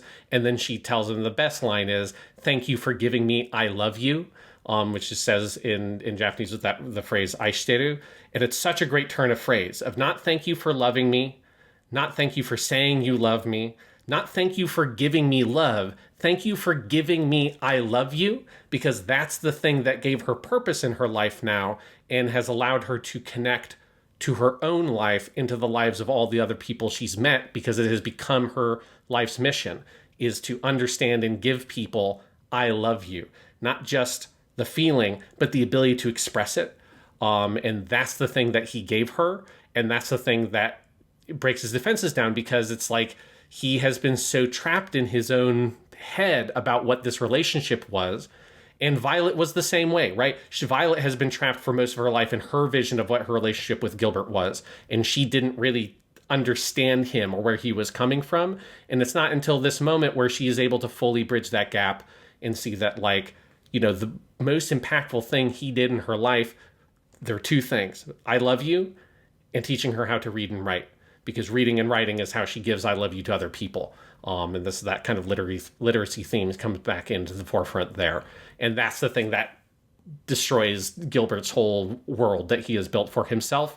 And that's when the absolute fucking mic drop moment of all time for any movie is when the opening line of Michi Shirube, the ending theme for the TV show, plays as you get a shot of the ocean at sunset and the sun starts to dip and the line ends as soon as the sun falls below the horizon. And you're like, holy shit, the best insert song drop in the history of anime is that. It is incredible. This whole scene, I did this. So I watched this movie 2 nights ago, and then this morning I put in the Blu-ray and I watched the last half hour again, basically from the start of this scene to the end of the movie.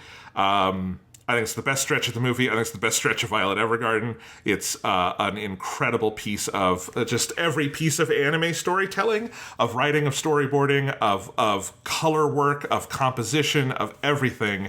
Because like this scene where because they are at the bottom of this cliff where they harvest these grapes, and Gilbert has built them this mechanism, this pulley system to get the grapes back up to the top of the cliff, and that's where the letter comes down on that thing.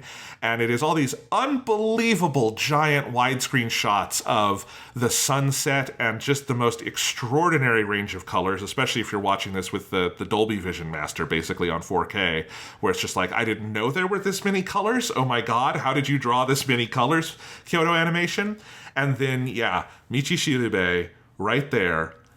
The way it starts, it sounds like the same version of the song, and then it is on the word Shirube. She sings it different. She goes, Shirube. She holds on the E more and goes up a little bit, and then you realize this is a new version of it that gets bigger. It has more lyrics. It becomes part of the score of the movie, comes in under it, and does this whole score movement as Gilbert runs off to go find Violet.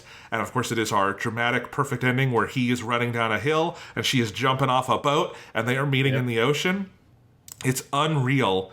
And I also think one of the single most touching things in the whole movie is right here also, where after reading the letter, and it's during the beginning of the song, Dietfried looks at him and says, I'll take care of the Bougainvillea family. I've got this. You go. And it is so heroic of Dietfried. Like, because I don't think that's Dietfried doing anything different than he would have done with his life. He has accepted this role long since, but he's just telling his brother, like, I love you. You've got this, or I've got this. You live your life. It's okay. And it is both Gilbert's life being pried open by Violet in that moment, and Dietfried being the big brother and saying, you know, you can be happy. Go be happy. Jesus fucking Christ. This movie, that is the emotional equivalent of just taking the heart and shivving you in the chest. Yeah.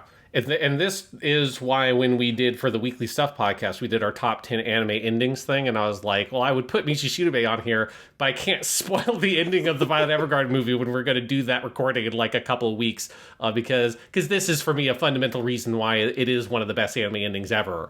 Yes. And you know it is because 9 times out of 10, you would have put the opening theme from the show here, right? Like, this is a very standard thing that anime movies do all the time, is let's take the cool opening theme from the show. That's the theme that everyone identifies with the show, and then play it in the climax of our big film. It's the same thing they do at the finale episode of the TV show also. And it just says a lot that they use Michi Shirube here. I mean, they also have effectively like dropped the song title in the letter as well, where the first line of her letter is like, the love you gave me is my guidepost, is my Michi Shirube.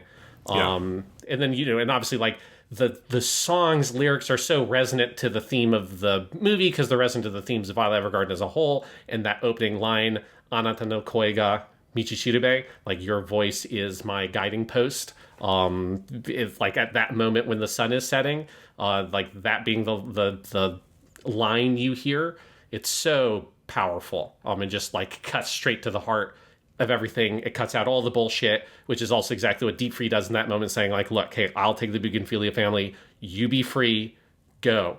And it's like, just cut through all the bullshit, like do what you need to do.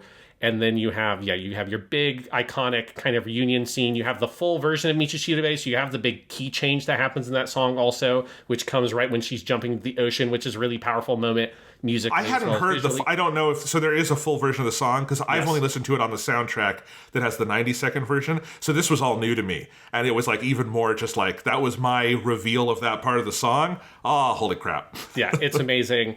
And then you get just one of the best scenes in the history of anime, and where like, man, Ishidate Taichi storyboarding this sequence is incredible. Where they're in the ocean.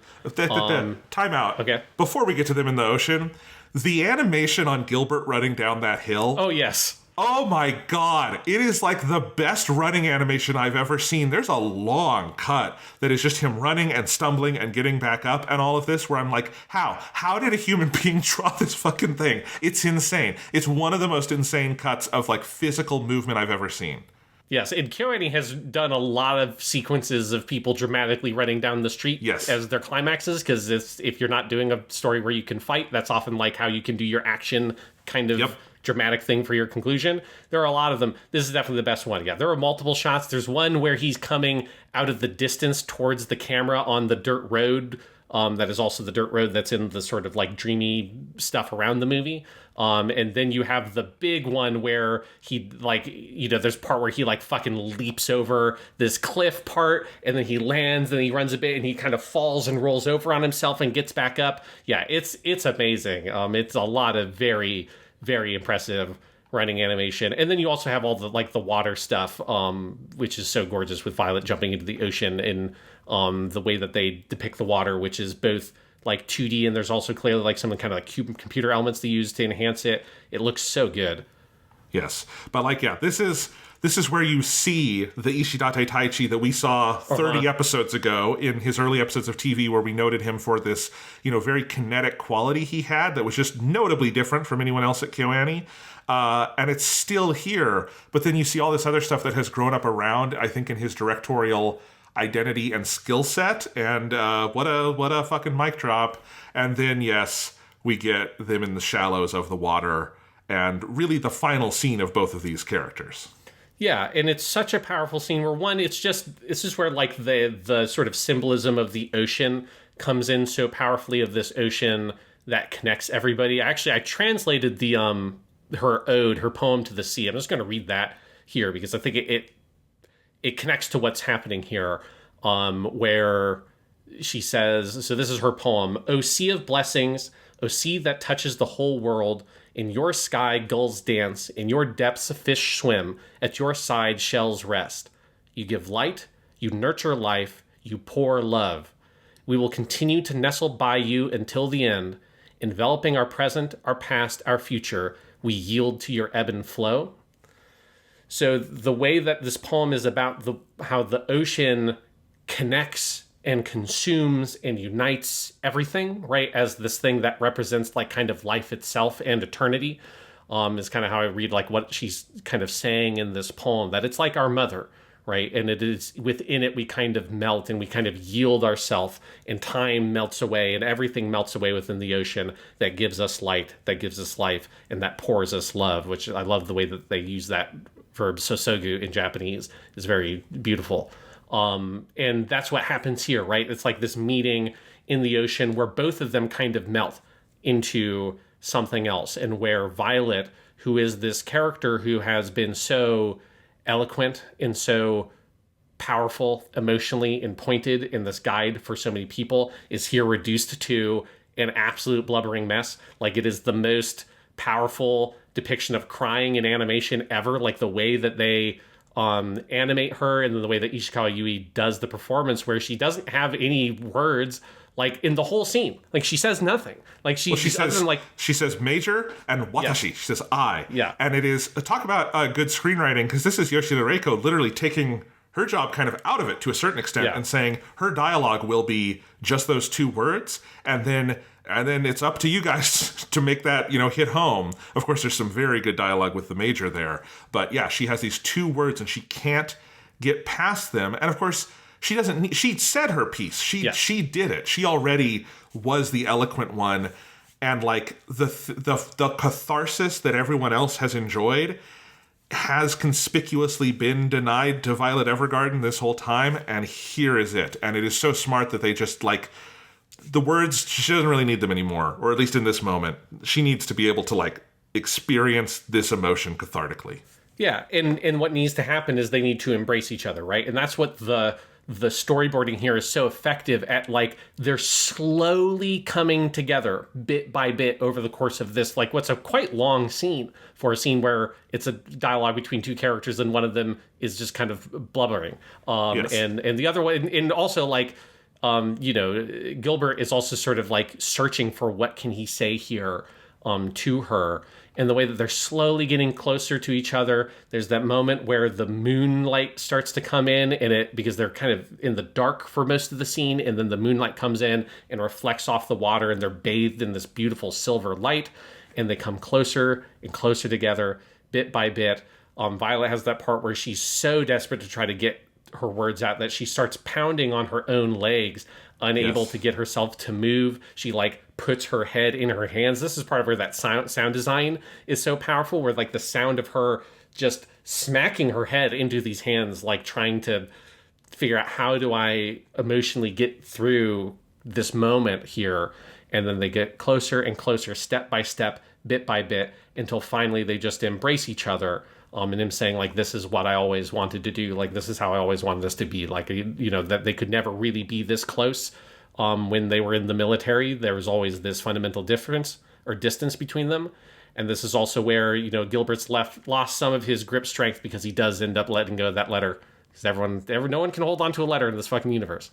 In this case, though, the letter has done its job. It's okay. Yes. If that letter is let go, I do think the other one has a historical value that I think it is irresponsible for Daisy to let go of, because that letter probably should be in a museum. I feel like Indiana Jones here, it belongs in a museum. This one, it was just for them, and it did its job, and it served its purpose. Yeah.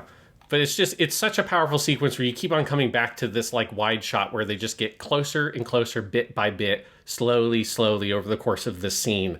And you just get to kind of sit in this moment of these two people wanting and needing to connect and trying to do it through words. And one of them can't even get any words out. The other one is kind of babbling. Gilbert is saying some good stuff, but he doesn't really need to say anything. It's because the word, it's one of the great and beautiful things about this movie, and what it is saying with the themes of Violet Evergarden is that here are all these ways we can communicate with people. We can talk, we can write letters, we can go on the telephone, we can use a telegram, we can do all these things. There are so many ways we can connect and bridge these gaps between each other, but one of those ways is just physically. One of those ways is just embracing somebody, and that sometimes that's what you need to do. And it being in the ocean and carrying all those themes about where time melts away, everything else melts away. It's so powerful. And then when the letter gets picked up by the wind and gets swept up, it then does this beautiful intercutting between this letter getting picked up and then the beginning of episode 1 of Violet Evergarden, where Violet loses her letter that she's trying to write, the first letter she's trying to write to the Major, all the way back in the hospital room, which got picked up. And that's where you have that big, beautiful shot that sweeps over Leiden, and the letter is going through the streets. And it's just that sequence from episode 1 intercut with this letter now going up into the sky, until eventually you get this amazing, huge, wide shot of the whole island, now from a totally different perspective. We've always seen the island from the side, and now it's kind of aligned vertically, and you have the moon in the background, and there's this one little speck of light that glitters that as it floats up, which is the letter. And it's such a beautiful, to me, very iconic shot that punctuates this big scene. Yes. One other thing I want to talk about here, just to address the question, I got a note from a listener on Twitter when I was watched this movie the other night, and I tweeted about it, and saying that they had loved the show but never watched the movie because they had heard about the Major coming back and them getting together, and were uncomfortable with the idea of a Major Violet romance, which I can understand absolutely in theory if you didn't see the movie. I think you and I would. I think Ishidate Taichi was uncomfortable with that idea, and that's why he didn't jump into this right away. And I said, I wouldn't worry about that. The movie isn't really that. And I said it also, blah, blah, blah. But I wanted to have that conversation here because I think if in your imagination you want to imagine that eventually they're married or something in that intervening time span, you can do that. Or you cannot, and I don't think there's a right or wrong, but what I do think is the movie is very careful to not frame this as a sexual thing in this moment. It is intimate and it is physical, and I think you could read it as romantic in that kind of sweeping gesture that they have both made towards each other. But we know what it looks like when KyoAni wants to show two characters with kind of a sexual heat between them. It looks like episode 8 of Sound Euphonium, right? I'll just always keep going back to that because it is not ambiguous. This is not that, and I think it is exactly what it needs to be. And you can imagine whatever you want about the rest of their relationship, But I think in this case, one, I don't think Violet is still at the point of her development where she's thinking about that necessarily, because she's had a certain arrested development on things like this that we haven't really seen. And, Gilbert is not really in that place either. What they need to be is together to work through their shit, and because they matter a lot to each other. And whatever else comes out of that in the future, the movie, I think, very intentionally leaves to your imagination and your preference and your interpretation. But I think the movie frames it exactly the way it needs to for the story it is telling. Yeah, and I'll say that, I had the same concern going into the movie of, the idea of, oh, Gilbert's alive, and it's going to be a whole big thing, a love story thing, which to me is, wrong in the way that we normally think of love stories. Now, this is a love story, but it's not a romantic or sexual love story. And I think, it leaves it open, if you want to imagine it, you can. But I do think that the movie, through negative space in a sense, puts its thumb on the scale of, it's not really a romantic thing. Because they don't kiss. If it was a romantic thing, you wouldn't just embrace and hug each other, they would kiss. And also they have, a very clear opportunity to imply that they had some sort of more romantic or sexual type relationship with each other when you have the frame narrative in the future where there's the one post office dude that gives her the thumbs up. If this movie wanted to imply that they got together, and in that sense, that dude would be their grandson. But there's nothing in there that implies that, because that dude would not be saying oh, and there's this Violet Evergarden woman, you would say it's and that was my grandmother, right? And the way that scene is written makes it, I think, very hard to interpret it that way if you wanted. And so to me, I get the instinct of people because of our heteronormative society, when you see it's a male-female pairing and they're not blood related, that you want to read it as a romantic or sexual thing. But just in the way that the Reina and Kumiko thing feels very coded to be sexual, this very much is coded not to be. Right? You could have this between two people of the same sex, and it wouldn't really occur to you to make it a big sexual thing. It does not have a shot of Gilbert coming up to Violet and sensually rubbing his finger across both of her lips until it pulls off. Again, anyone who says we're reading into Sound Euphonium can fuck right off. No, we are not. But no, I agree. Again, and it's just film language. We know what it looks like. If they wanted to imply this, I think, as something other than what it is, and I think KyoAni is very thoughtful about this kind of thing, and it is very tender, and it is just not the kind of relationship the movie is even really about.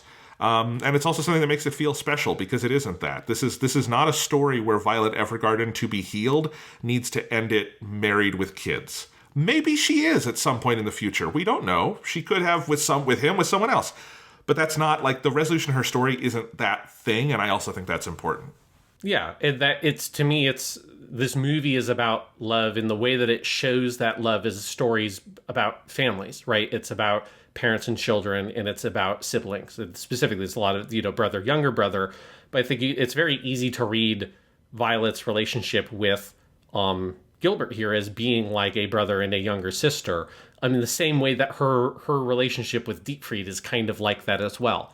And so, yeah, to me, it's about this sort of more all-encompassing idea of love and not about the specific romantic love. And I had that exact same concern when I originally watched this movie, and I really did not want the movie to be that. And then I was very relieved, where it has a scene that feels like most of the time would feel like it's this big romantic thing, but here that's just not how it plays to me. And it's something a little bit more broad and more universal than that. But then you do get, after this, you follow the letter out, and then you've got your kind of scene we pick up with all of our other people, and it's a big fireworks show, which is just such a great way to end this movie of we got our little bit of catharsis. Let's just put a punctuation point on it with a giant fucking fireworks show of obviously literally the city is not celebrating Violet and Major Gilbert reuniting, but textually within the movie, that's effectively what it is. And it's the best fireworks show in any anime. You have this incredible sequence where it's all framed with the giant radio tower, which I guess that's probably what the fireworks are. Now that I think about it, it's probably because it's for the radio tower. That's they say that earlier in the movie because there's we have the assistant, the girl who was in the show, and now she works for the playwright, who in this movie looks even more like like Taki Sensei from Sound Euphonium. Yes. And it's hilarious. And she is putting on a play, and it is to celebrate at the same night the completion of the radio tower. They do foreground that all in the first hour of the movie. That. Yeah, so that's what they're for. But you have this shot where the radio tower is in the middle and kind of creates this symmetrical structure, and then you have these like streams of fireworks come out from the sides of where the tower are, and it's like, you know, sometimes I roll my eyes a little bit at fireworks scenes in anime because they're so common. It's in fucking like every goddamn anime ever, and they get very tedious. I'm not someone that even likes fireworks that much in real life. Like, I saw some, you know, when I was a kid, and it's like, you know, you see one fireworks show, you kind of seen most of them. But you have to go real above and beyond to make a fireworks show that interesting to me. And KyoAni is particularly good at them. The Sound Euphonium season 2 had a fucking crazy good fireworks sequence. A Silent Voice has one of the best ever, because it's also a suicide sequence. But yeah. But this, in terms of just like enjoying the spectacle of it, it's so good. It looks amazing. And part of it, I think, is also watching it on the 4K Blu-ray version. Oh, it's an HDR showcase, yes. Yeah, it looks so sumptuous. But it is also just very funny how much it just feels like like we're celebrating. It's like, yes, Violet and the Major got together. It's like fucking, you know, you might as well start playing like Yub Nub from Return of the Jedi. Like, it's such a like big, we're celebrating the end of the movie.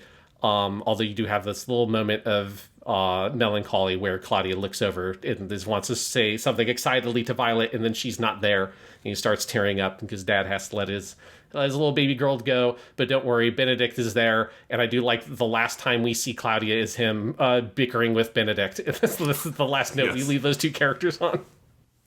Well, and I think this scene is so special. I think because it is just imagery and Evan Call's music and nothing else. And I think, you know, because of the framing device in the future, we know that Violet resigns and leaves these people. So we don't need this scene to be an exposition of that point.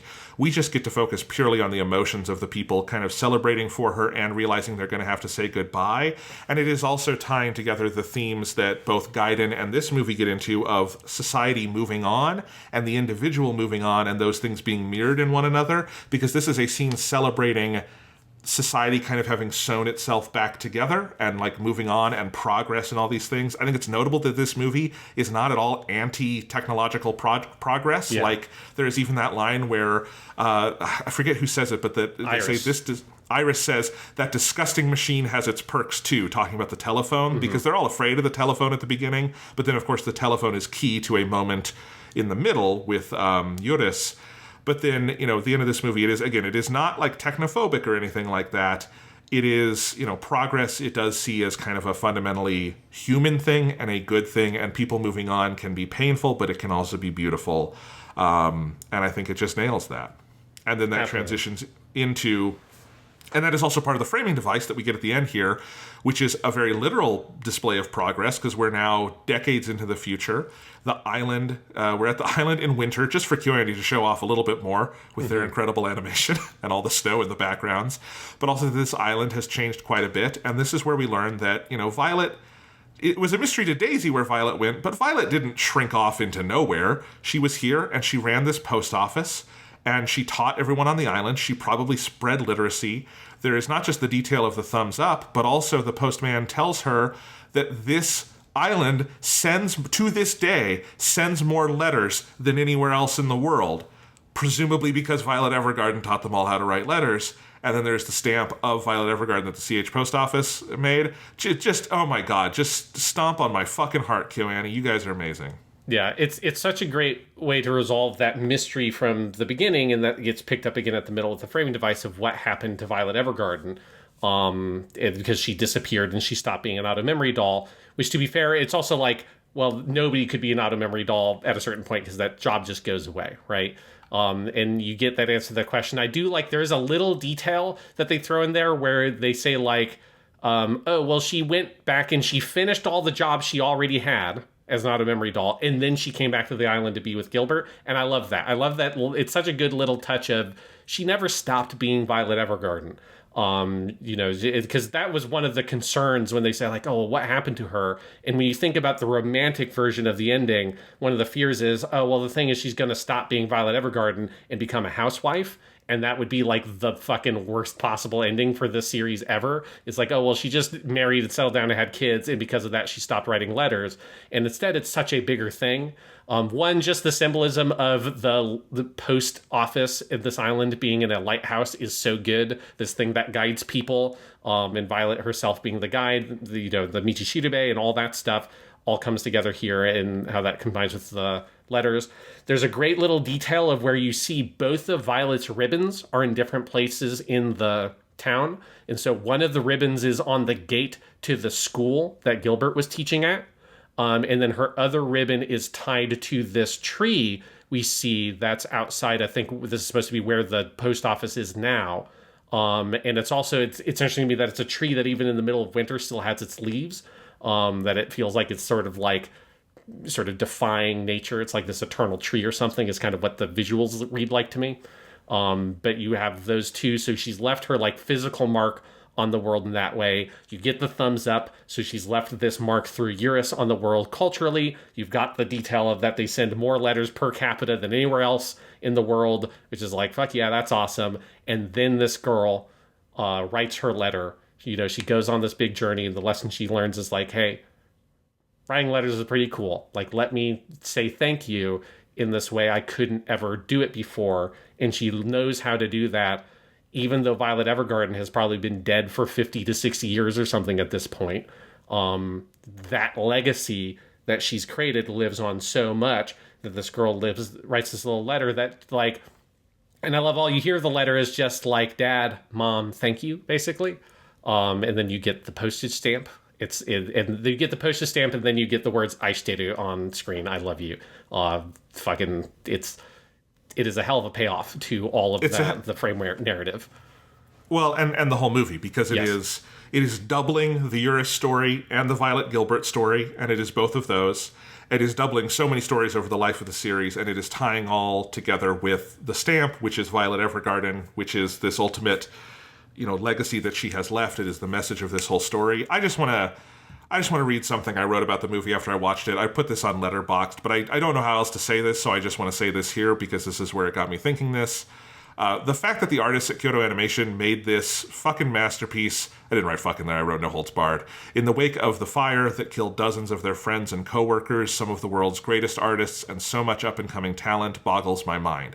Not just because of how great the film is, but because of what the film is. How it's a story about loss and grief and tragedy, of trauma and of pain, and how human beings take the most brutal, difficult, complex emotions we have and communicate them to each other. How the ones who live are indelibly touched by the ones who are lost, and how far out a life can echo into the course of human history when the body is long gone from this earth. This film is one of the great artistic statements on that idea, made by people living through that existential challenge in real time.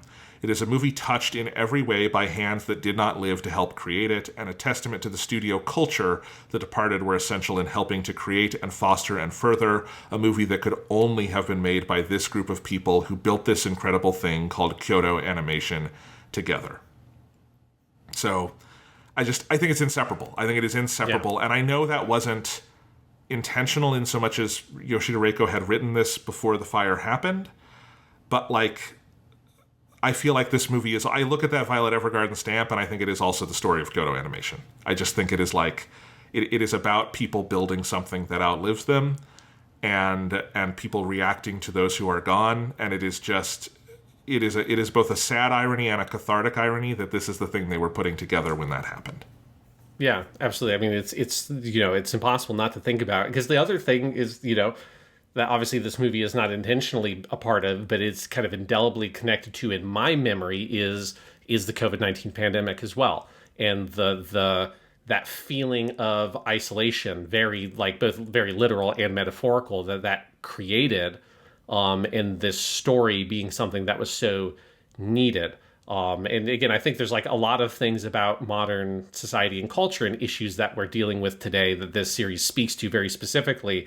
And just by sheer coincidence, that pandemic, which exacerbated all that to a kind of hellish degree, happened at the same time this movie was coming out. And so it's kind of all that is connected. And of course, the arson attack and the feelings associated with that is kind of hard. You can't look at the movie without thinking about it if you know that history.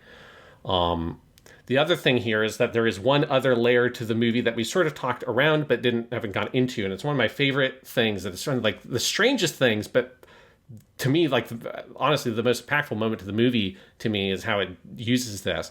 At the very beginning of the movie, the first thing you get is this sort of strange dreamlike sequence of you're on like a dirt road. It almost, I say you because it feels like it's almost first person or something.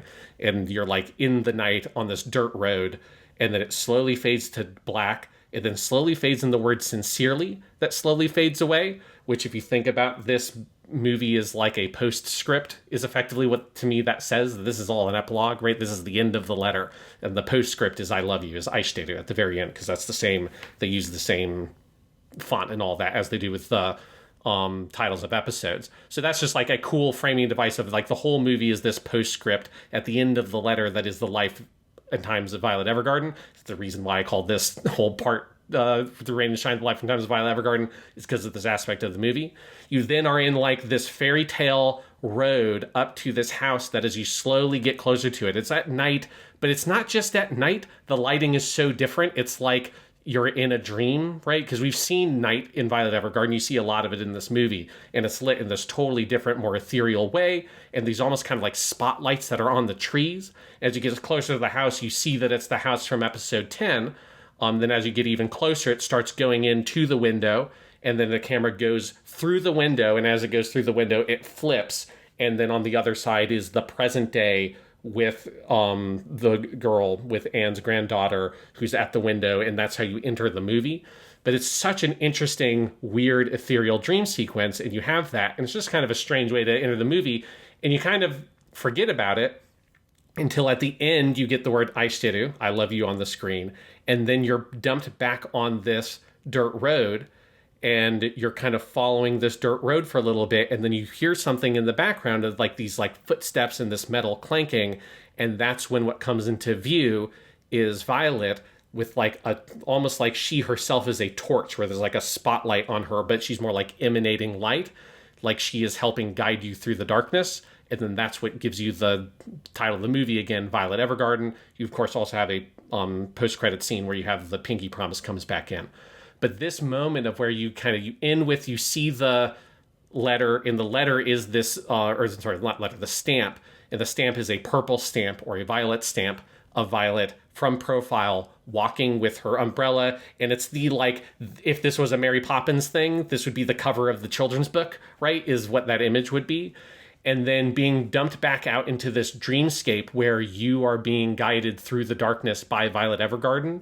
I just remember when I first watched this movie, that image and that notion touched me so deeply, because I was kind of like on pins and needles when I watched the movie, because I was so like skeptical about the concept of the movie with the major and all that stuff, and worried like that one viewer was about a potential romantic angle, because the show was so precious to me when I watched this movie, because remember the movie came out several years after the show, and I loved the show so much, and I was like worried that the movie was going to fuck something up. And then when this happens, and this being the note it ends on, and this feeling of like that Violet Evergarden is always out there, right? That like the world needs a Violet Evergarden. The world needs this kind of character, this kind of hero, someone that is this beacon in the darkness, who is this guidepost to people, like a lighthouse that shows them the way to navigate your world, to navigate your emotions, your relationships, and to build those connections. And that is what she represents fundamentally. It's such the most pure and powerful way to package everything of what this character represents and stands for in one brief little sequence at the end of the film that exists outside the scope of the movie, that exists in some weird other world. And I love how undefined and vague and dreamlike and ethereal the whole sequence is, and it just feels like it's the perfect way to capture this is what she is she is a guide, not to people in this story, but she is a guide to us, the people watching it.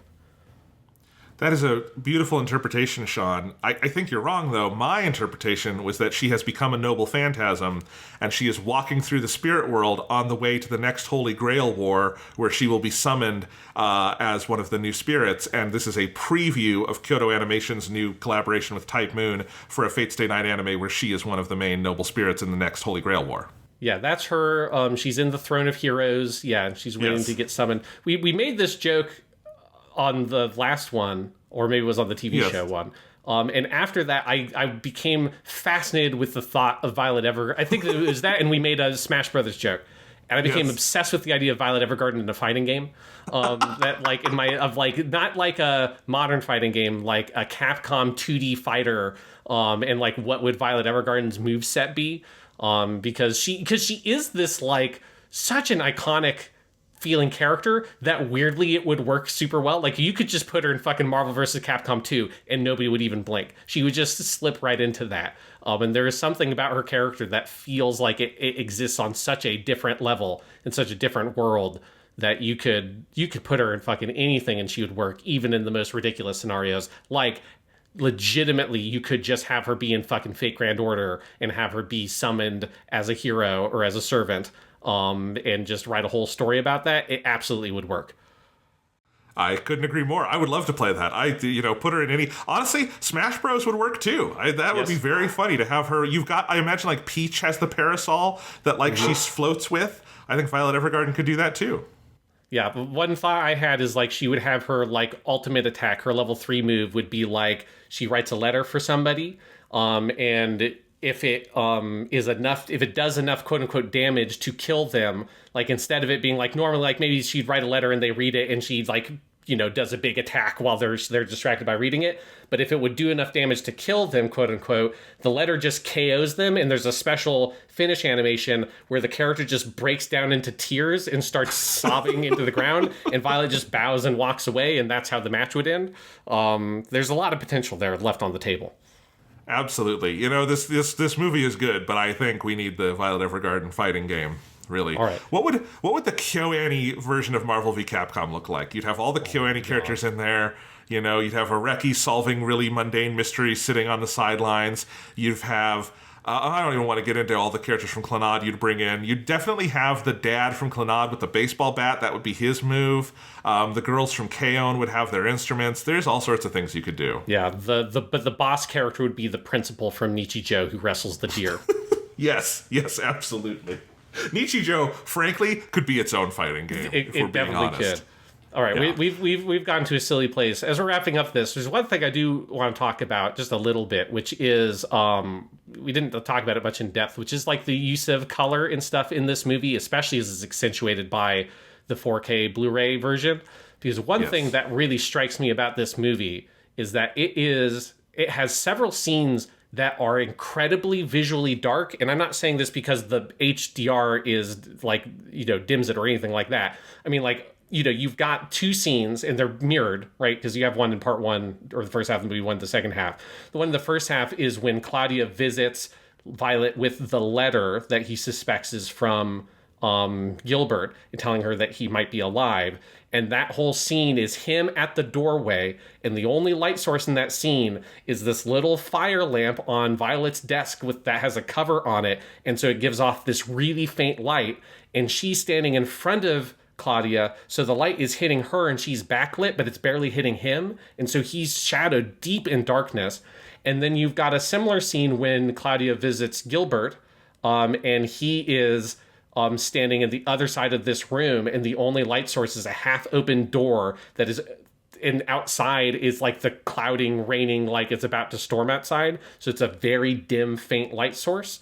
And it's something that, like, it's so interesting because we talked about how, lighting with Violet Evergarden is very, like, intentional and very different feeling than most other anime and the way they treat it. And this movie, I feel like they go the extra mile with it, and it really works particularly well with the HDR stuff, where there's a lot of depth to the darkness, and you can see a lot through it in, like, the shades of black there. But I just find it so fascinating, like, how far they push it, because they're really dim, very dark scenes, where characters are pushed far into the edge of a frame, deep in the shadows, and then you have one other character, like, way off in the edge, in, like, basked in this light. And the contrast is so intense. I just found it, like, very fascinating, very, like, engaging, and just very unlike any other kind of anime aesthetic I've seen. Oh, it's definitely incredible, and it's a reminder of that, HDR is high dynamic range, and the range is the important part.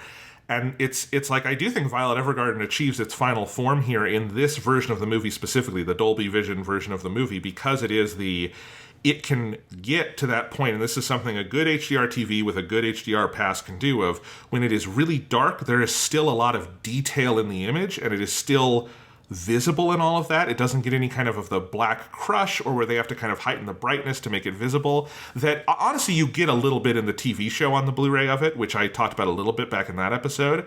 But then it can also go to the complete other direction, where, like, the fireworks at the end coming up over the radio tower are, like, overwhelming on your eyes. So it is that full range. And for something like Violet Evergarden, I do think seeing it, it's like, oh, the show kind of...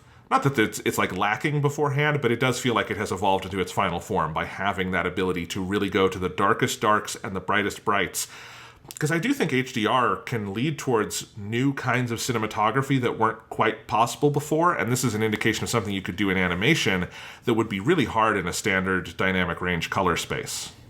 Yeah, and it's like, I just found it interesting because when I went back to do the screenshots for my notes, like, I was going off of that of like a downloaded version that's effectively was the Blu-ray rip. Obviously I didn't take screenshots of the HDR version because that would have looked all kinds of fucked up.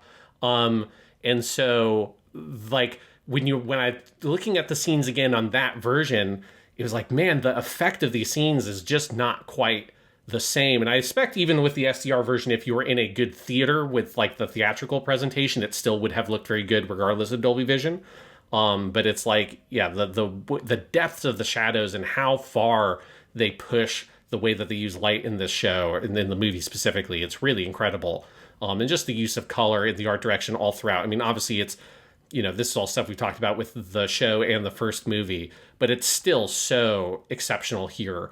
And when you get some of the stuff near the end with the sunset coming in and the way that they use color with that, it's just next level stuff. It continues to be next level stuff. It's still the best looking anything I think KyoAni has made, other than maybe Silent Voice and Listen to Blue Bird are also really incredible. But this stuff is just wild how good it looks.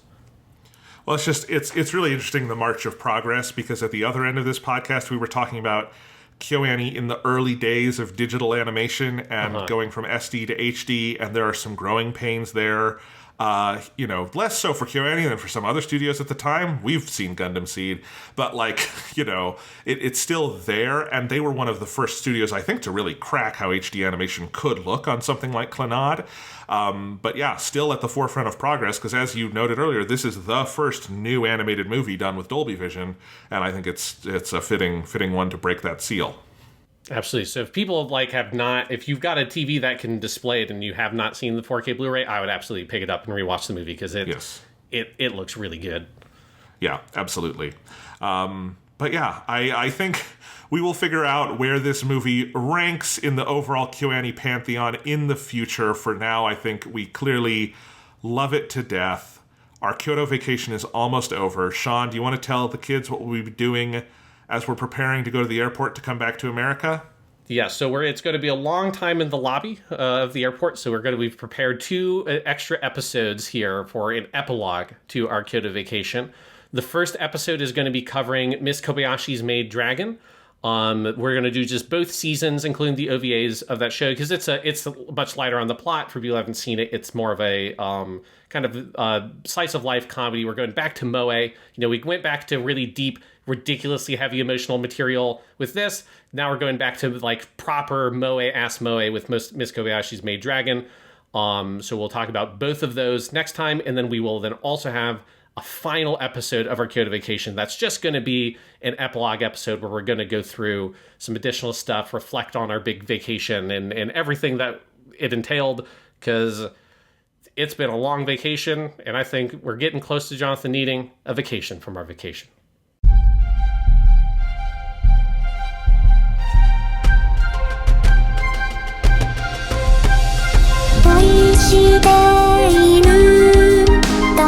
君が一番大切だから夫婦として